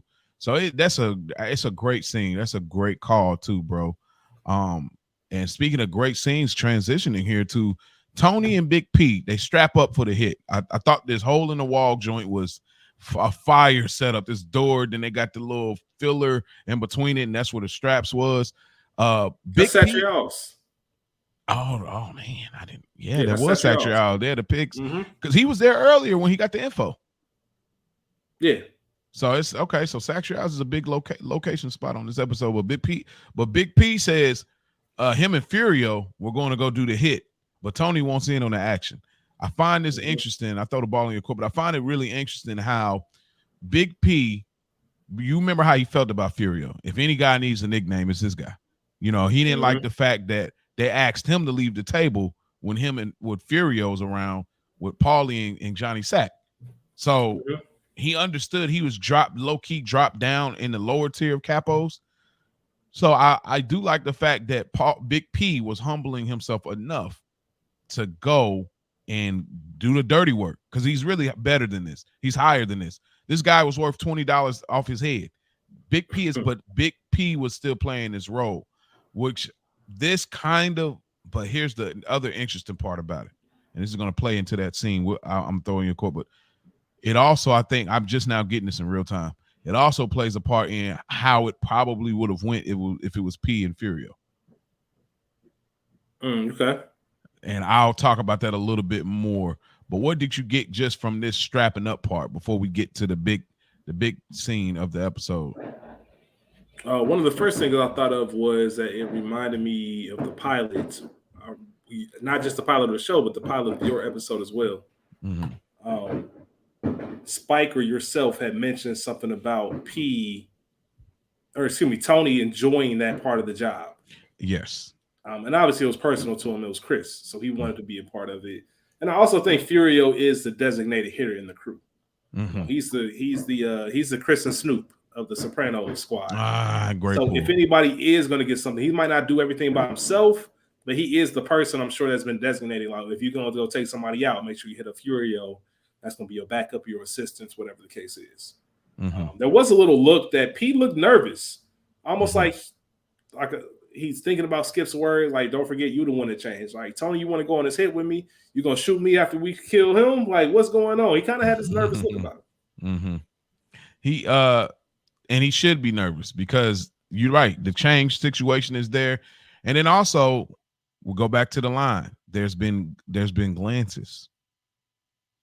So these glances now, it just even sounds haunting saying, but these glances now he's going to. I mean, obviously we're going to see a glance here in this scene coming up, but it's like now it's like being at the job and the boss is over your shoulder, and you literally are trying to do your work. I mean, it's like now you kind of messing up or you're doing something wrong because you're so low key, kind of nervous, trying to do it right. So, that's a part of it too. I think the hit thing is that would be a great theory. Right there, but Tony didn't have it at 110 like he been looking for with Pete. Yeah, but he didn't. But Pete didn't know that. Like Pete thinks that Tony's on to him. Okay. Once again, it just goes to what Skip said. Like he's thinking, he knows that he's guilty. So it's not if he wasn't guilty, then it would be by surprise. He wouldn't even think like that. But the fact that he knows now, he thinks everybody else does. So everything he does or everything that's said, what you mean by that? I don't mean nothing, bro. I was just talking. But he takes it a certain way because he's guilty. Yeah, that's a great call. Perception. We finally get Matthew Drinkwater and they drag him. They found out where he was. It looks like they kind of beat him down to get him kind of out of it, and they drag him to a snack bar. They take him to back, they unstrap him, and they're having a conversation. They let him drink a diet, was it Diet Coke or Diet Pepsi? Yeah, Diet Coke. Diet Coke. Now, this should have been a part of Pusha T's song. Straight up. Somehow, this should have been there. But I did want to ask too. Well, before I ask, this scene, this is what I was referring to with the Melfi thing. He was talking about killers and like torture and things that Tony. To me, Tony was enjoying this so much because he really wanted to slow walk this. Like, it was always puzzling to me why Tony was letting this dude. Is it good? Is it good enough for you? Yeah, you like that? This Diet Coke? Yep, it's good. It's good. We already seen him kind of pee on the floor. The actor that plays him, he bodied this. And then, the last thing he says is "Mama," and they cap him off crazy. I mean, the shot was. He went out bad, bro. Oh, he went out worse. I don't know who's worse, him or Sean. Like, I mean, I don't know, man. This is straight humiliations. You gotta stand up for yours, bro. I don't know. You know what? You went out, pissed yourself, crying, "Mommy." Like. Oh, you like that? This sugarless mother is gonna be the last drink. Tony, no. Like, but they did him dirty in the writer room, bro. They let him marinate. Like Tony's like, you drink that? Yep. No, calm down. It's all right. It's all right. Oh, they did. But the interesting thing is, Matthew. I always felt like Matthew between Matt and Sean. Sean was kind of the dumber one. He was the Brendan for sure. Yeah, he was definitely the Brendan of them two. He messed up the conversation in the bathroom with Tony on his way out. It was his idea to shoot at Chris, really, and he got killed in a seatbelt by Chris. But finally, Matt, he wanted Tony's attention. That's the whole season. They're trying to get Tony's attention. So he kind of, I wouldn't say he went out kind of better because he got killed by the boss. So it's not really a good thing, but you got kind of what you was looking for. But what did you take from this scene and even this interaction between Tony and P doing their hit right here? Yeah, so you covered it, but Tony just turning on that charm, making him feel safe. There was a Godfather reference. If we were gonna kill you, we would already. If we were gonna do something to you, we would have killed you already. That's something that happened in Godfather Part 1 in the limousine with Tom. So I like those references. Matt says it wasn't him. We know that's not true. He name drops Richie, which was an important thing because I don't know if we knew this or not. or if Tony was aware, but it seems like this is the first time that Tony's hearing Richie's name. Like, what? My cousin gets hit, and now I'm hearing about Richie. And Matt tells him, Sean did it on spec. Not to be confused with respect, but spec is a real thing. It's a term. It's when people do things out of good faith. I'm going to do this thing, and I hope that I do it with, I'm going to get paid, or somebody's going to take notice and do right by me because of it. Think of home flipping. I'm going to invest in this house. Hopefully I make some money on it. So on spec is a thing. At first I thought it was respect. Yeah. But it's an actual term called on spec. So when he said it, it was pretty much like Sean wanted to do this in hopes. Richie didn't approve it. He wasn't aware of it. Matter of fact, he was pissed off about it. Yeah. But Sean was hoping maybe if I do this, I can get Richie's attention. We can get down with him. That's the whole reason why we even got into this. And Tony takes all that info. He, just shows how meticulous he is, how patient he is. You sure? Yeah. Take some time, think about it. Was there anybody else involved? Like I say, he made him feel comfortable to where he felt that he was telling him the truth. I didn't have a reason to think Matt was lying about anything, and obviously we know he wasn't. And then he unloads, man. He got the cigar. We talked about the significance of cigar, how it shows that Tony's just the big dog. Y'all just little pups. The famous line, because that sugarless motherfucker is the last fucking drink you ever gonna have. Come on, man. Tony unloads the clip, him and P. Like I said, him calling for his mom.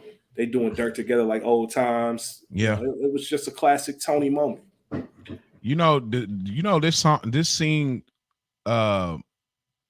This scene is so haunting, bro. Because I always think about if you were in that position and you were sitting there and this is your last, you know what I mean? And you know what it makes me think of? I've seen a YouTube video. I think it might have been Scene Ranter. If y'all listen to this podcast, shouts out to them. But he did a video about one of the most haunting scenes on The Wire. And I don't remember your boy, but I know you're gonna know his name. It's the dark-skinned dude with the braids where Chris was like walking him basically to his death. Where he was just like, nah, come on. And he was talking to him and he was just like, man, please, not in the face. And you know what I'm talking about, that scene? Fat face Andre. Yeah. Fat face Andre. He was walking he was just me, like, how people to have a home going for me. Yeah. So just like the realization of knowing he's taking you to one of these abandoned homes. This is it. Just like right here. Like, man, it's even scarier here because you're thinking it's going one way and then it comes back to that. That's why the acting is so good. It's like, Mom, no, Tony. Like, because it's really like, bro, this is it. This is for real it. I just don't understand why he didn't leave Jersey. I mean, maybe Furio took all his money. That was in my notes, man. Why you there for a couple days, bro? You're supposed to keep moving, switch locations. Like, you can't sit there for too long. Somebody gonna come find you. And it's my fault. Old face Andre, not fat face. Old face Andre. That's who it is in The Wire. But yeah, that's that moment where you just know. It's calm. We normally think about us leaving this earth and going out in some dramatic fashion. Yeah. I think it was more scary than anything is knowing that it's coming. And these are your last moments. Yeah. And it's so much here because like Tony, like he getting the info, but he's so chill about it, relaxed. That's why I said this is not really just a soldier code. This is something else, kind of. But anyways, and it goes. I know we've been saying this about why we dislike Sean and Matt. They're so not built for this life, man. Yeah, they should have known that he was going to kill them. You can't do that, even if you were party guilty by association, bro. You out of here. I want to ask who's dumber, Matt or Jackie Jr.? Matt. Okay. You sure? Oblique? You sure? Okay. Yeah, Matt. Yeah, because Matt's dumber. Okay.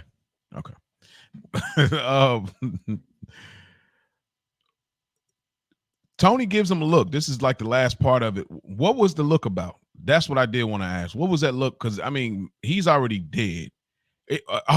That's what I want to say. So was Tony expecting P to shoot first because I'm with you, but I'm the boss? I'm expecting you to hit first, clearly, because that's what I was kind of interpreting. What do you think that look was?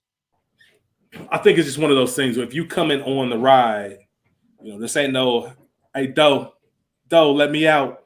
This ain't no Trey in the back seat of Boys in the Hood. If you coming on the ride, you expected to participate. Mm-hmm. You didn't come here to be an observer. And that's just how those things work. So I'm pulling out my strap. P, you ain't shot nothing yet? Go ahead, do some dirt. Yeah, so this ain't Boys in the Hood. Doe, let me out. Trey in the back seat. This ain't that moment. If you riding, if we sliding, then you expected to participate. You got to roll. Mm-hmm. You didn't just come here and observe to see me shoot him. Mm-hmm. I think it's like a code or some kind of honor, like where we both gonna do this together. He took out Chris. He took out one of ours. This is our guy. Like this peon came at one of our guys. The audacity of him. Mm-hmm. So I'm not just gonna shoot him too. Yes, he's dead, but it's a principle. Mm-hmm. Like we're avenging Chris's honor. So I think that's how I took that. Okay. So you don't think Tony was looking at him weird at all? Like, why did I have to do this? No, because Tony wasn't looking for Tony. As soon as he said his line, he immediately pulled out his gun and started unloading. Mm-hmm. So I don't think he was waiting on him or expected Pussy to do the first hit. But I did. He probably expected him to participate. We're gonna do this together. Mm-hmm. There was a little bit of a look that you can interpret as maybe I want to see. It's gonna help me ease my mind to see P do some dirt. Okay. So if you're gonna tell on me, make sure you tell about the shit you did. You bodied somebody too, right? Okay. If this comes back on me, as I come back on just in case. Okay, yeah, just in okay. That's a great. I think that might be because he kind of looked at him, then did it again, and so I guess because now my bullets are in him too. Mm-hmm. So if anything traced back to however, my bullets are in him too. So I guess you're right. It makes a lot of sense. The next thing, Paulie talks to the priest. Paulie has taken this dream of Chris's more serious than Chris at this point. And Paulie feels because he's going through all these things, he shouldn't have to pay donations to this priest at the Catholic Church, and he no longer will be funding them because these things are happening. Having the misconception of like buying your way to buying yourself some peace and things like that. We talk about it again, perspective. But what did you get from this scene? It's another small scene too, but yeah, everything you just said, just how people view spirituality. It's not the work that he does. Paulie said, he's literally said, I've donated too much for this to be happening. Why these demons following me around? Why these ghouls on my heel? Mm-hmm. Like, why am I paying you all this money if I'm supposed to be covered by this? He said it like his insurance. Like, I got a policy for this, man. Why is this even happening? And just the viewpoint that Paulie has about how this whole thing works. Carmela, as much as we say about her, she would never say this. She would never look at it as I'm donating so much money that I shouldn't be covered. She kind of understands how this whole spirituality thing works. And you got this priest who just looks like a mob guy. He's just sitting there chilling, smoking a cigarette. You was wrong. You should have come to me first. Like all of that is mob. Yeah, that's a mob side. You should have come to me first. Mm-hmm. I was taking care of it for you. It's just a weird perspective. Yeah, we don't expect them to be on that. And Paulie cut him off. He said, "I'm done." What's really interesting here? What's that? We never seen Father Phil.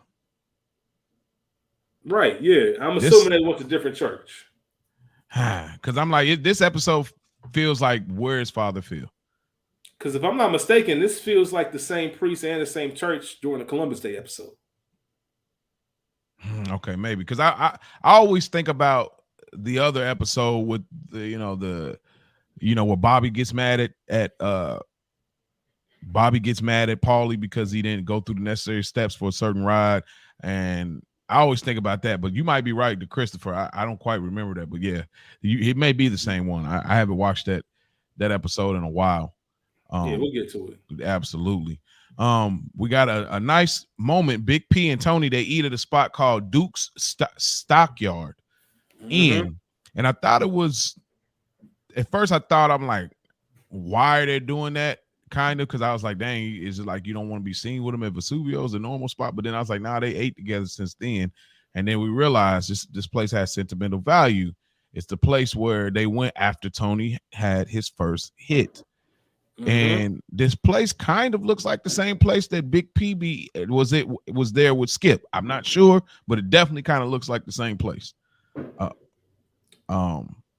But yeah, what did you get? What did you get about what you get from this conversation, the jokes and everything?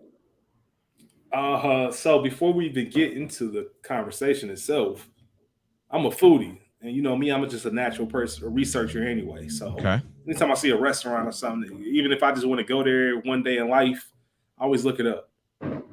You asked me earlier during the Chris when Tony was talking, or Chris was talking to Tony about his dream purgatory afterlife experience. Mm-hmm. What I took from it, Duke Stockyard Inn is an Irish bar. Mm. You look it up. It's a real place in New Jersey. It's an Irish bar. Oh wow. Where did Chris say that their hill was? At an Irish bar.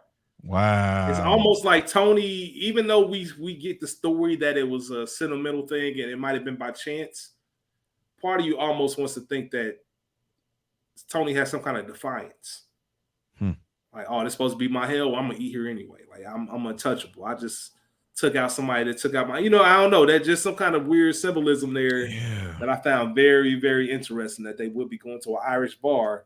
The same episode where we found out that's supposed to be hell for him. It's almost like Tony embraced, like that's why it doesn't bother him, because he's already embraced his fate in a way. Yeah, and that's something that we see Tony even struggle with.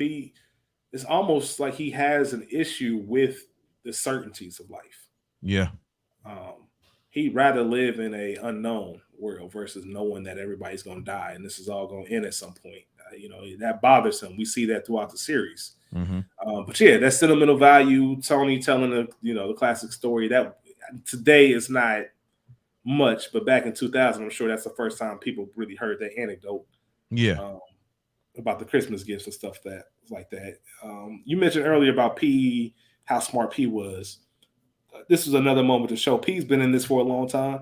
Yeah. Just as long, if not longer, than Tony. So this is he said this for like the old times. And then he asked P if he believes in God. And P said, yeah, he works in mysterious ways, but he's been good to me. Yeah. Tony looking for his own perspective. No matter what I say and how I really feel, I want to dig into this a little bit deeper. They did a really good job. We'll get into it a little more towards the end, but they did a good job with this. And yeah, P says that, and we know last episode P worked with Johnny Soprano, so yeah, he was there. I think, like I talked about before, the Mini Saints kind of messed up certain timeline or certain age gaps that kind of threw it off a little bit. But even set aside that, like right here, we get these moments. We know Paulia mentioned Tony's first hit as well, but yeah, like you said, that this Irish bar, it's almost like Tony had the chance not to go into this thing of theirs, this so to speak hell, before the kill, but he chose to do it anyway, kill, and now he's kind of chosen this path.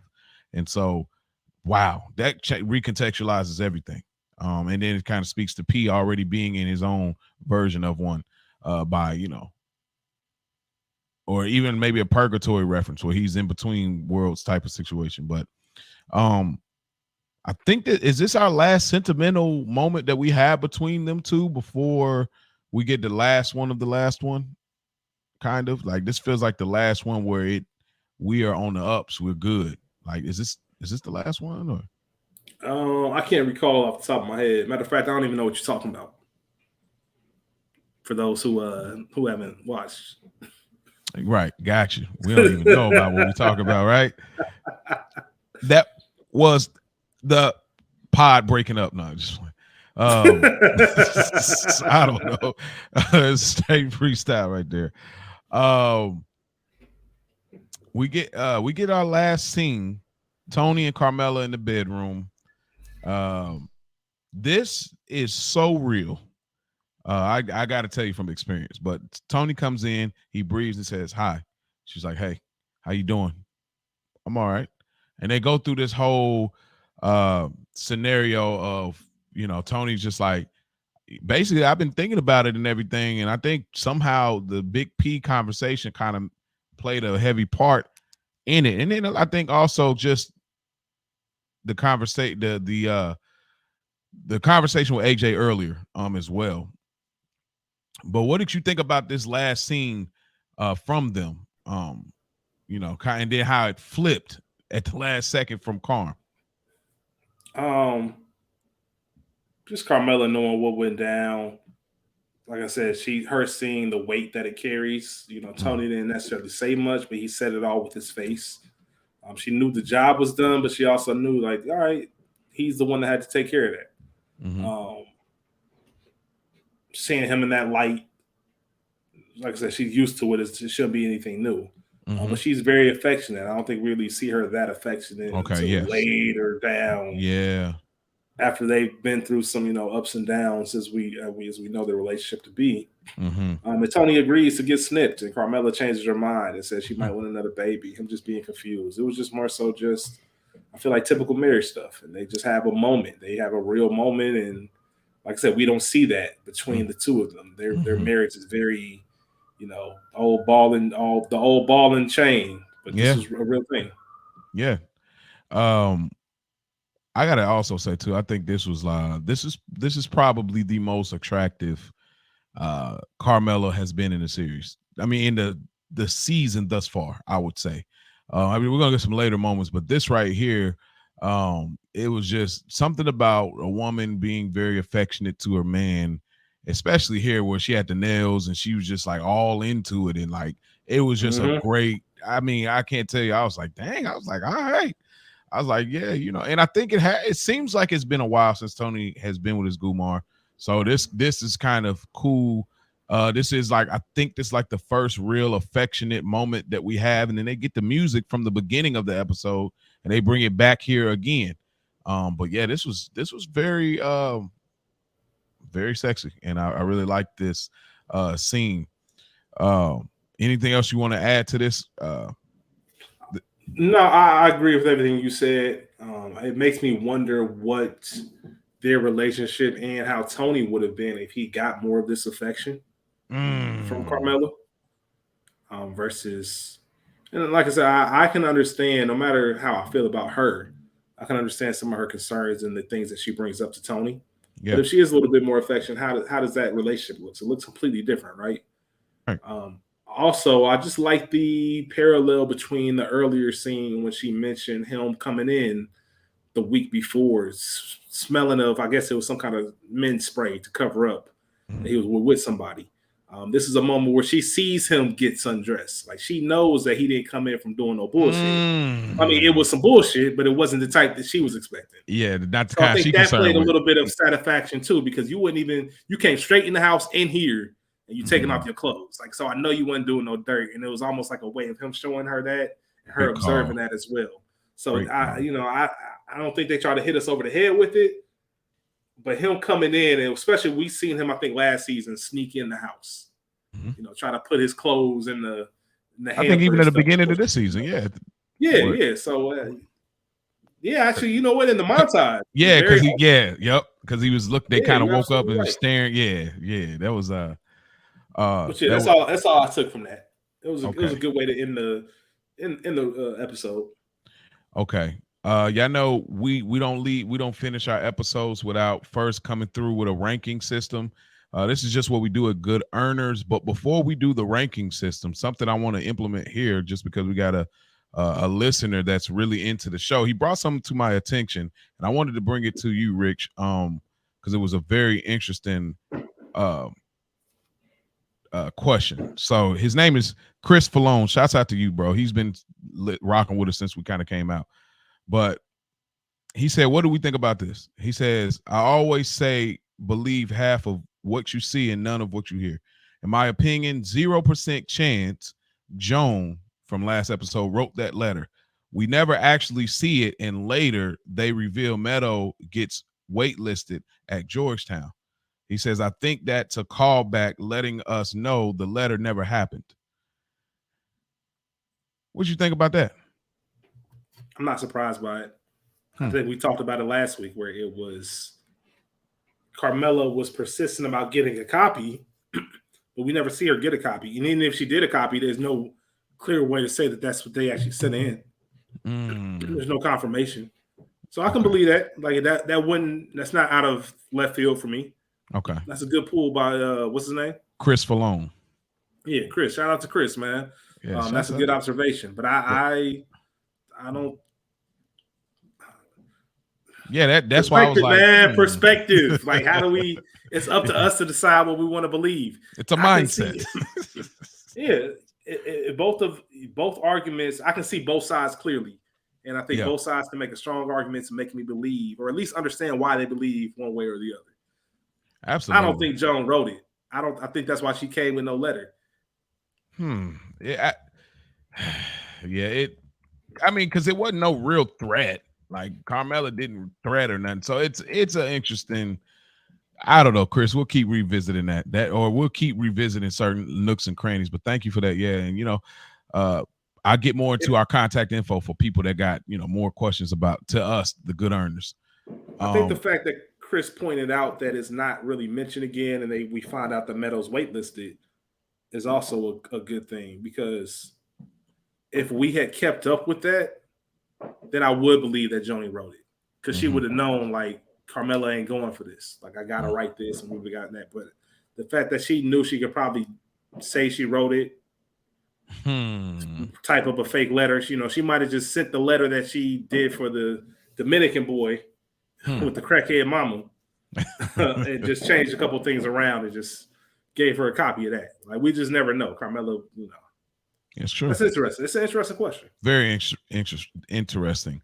So here's our ranking. We'll begin it this way. Rich, what do you rank this episode? These episodes are getting really hard for me to rank. I can't lie. On the surface, it feels like it should be just another envelope, but it's a good earner to me. Okay. That's a personal pick for me. I like the cerebral episodes. I like the ones where we get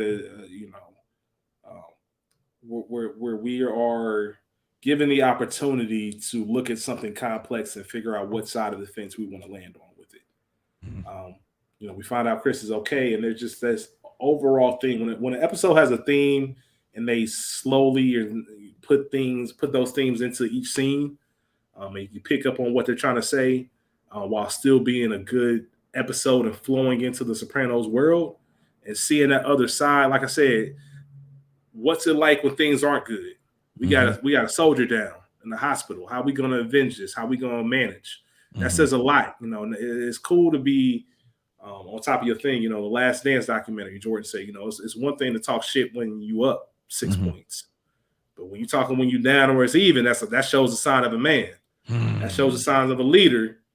When shit's going bad, how are we going to bounce back from this? So I appreciate all of those things and that different angle that we get to see of the Sopranos family.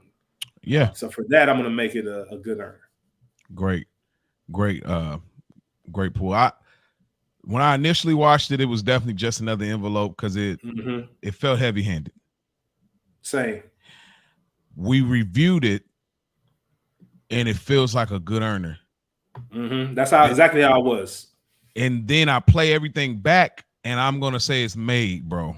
Oh, okay. I'm not mad at that either. Because it's so many.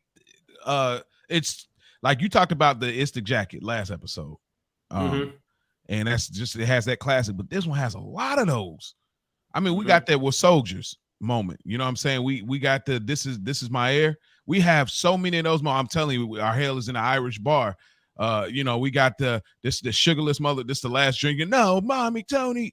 We got that. We got, we have so many Melfi, like, why do you got to do, like, we had so many moments. Paulie's satanic sick black magic. Like, it's too many hit after hit after hit, bro. I kind of I really didn't want to give it a made, bro. I promise. Like, I was like, I even seen recently some dude had this is his number one episode. I was like, get out of here, bro. But it's a good one, man. It's too many moments. Like, you can get so many famous clips from Sopranos right on this one episode. And I really am not, like I said, I'm not a big fan of this heavy-handedness of it, but man, I honestly got to give it a made, bro. I can't believe I'm doing it. I can't believe it. I'm not mad at it. I completely understand. You laid out exactly why you feel that way. When I sit down and think about it, it makes sense. I'm not mad at your ranking at all. Yeah. I got to, So who gets the good earner award of this episode, man? I want to say Tony. It's really easy to say Tony, but when anytime you come back from the dead, I got to give it to you. So shout out to Chris. I'm giving it to Chris. He literally died and came back to life in the same episode. I gotta give it to Chris. That's kind of there, man. But everything else is Tony. It's definitely Tony was really shining here. I'm gonna see if I can take it a different direction here. I'm gonna say Big P, man. Big P, he got to have a moment with Tony. You know, he got to go do a hit. I mean, I imagine Furio would have waited, let Furio do the hit, just, you know, like he did with Tony, because he really ain't supposed to be moving like that. But I think Big P got that sentimental moment. He got the information, so he was the one that got the info out of nobody else, him. So he got to shine really, and he got to bring that back to the boss. And he told him he was ready to go do the hit, and Tony got involved. So he got to have that moment with him. They got to have the little laughing moment. They eating at the, you know, the Irish joint. And, you know, they're just reminiscing and having a great moment. And these are, you know, the moments that still mean stuff. We seen last episode P crying, just thinking about the brotherhood they had. So I think P shined really. I like what P had going here. You know, it ain't too many wins for P, but I like this. He had a good moment here. This That's a great choice. If I really broke it down, I'm not mad at that choice at all. That's probably the right answer. Right on. Yeah, right on, man. P did his thing. He did, and of course he had the, you know, the best fit of the episode too. So, who gets the Broken Balls Award? Obviously, we know Mr. Obvious here, but you know, I'm giving it to Dr. Melfi. Oh, yep. She's in the worst place you want to be professionally. She's in the worst place you want to be personally. You know, she's drinking on her own. She's on meds. She doesn't understand why she's doing the thing that she does. This could be a big turning point for her in the work that she's doing with Tony. She doesn't even understand why she's doing it.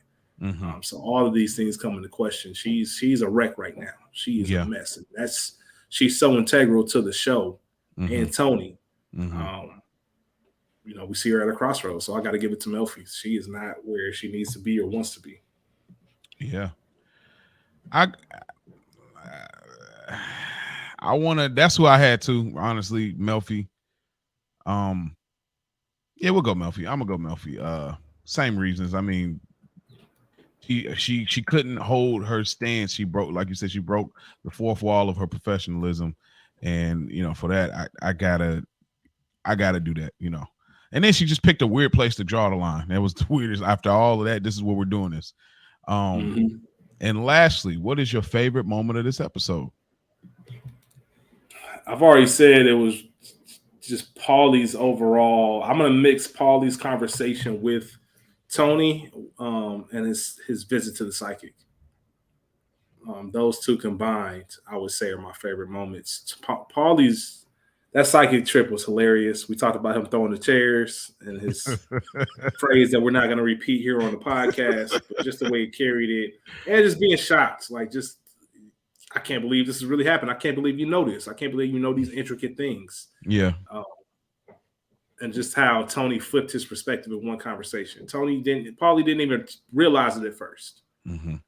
But it's just all how we, you know, it's all a big nothing, man. It's all how we view this world, and we make those choices and decisions to believe what we want to believe for whatever reasons that we have.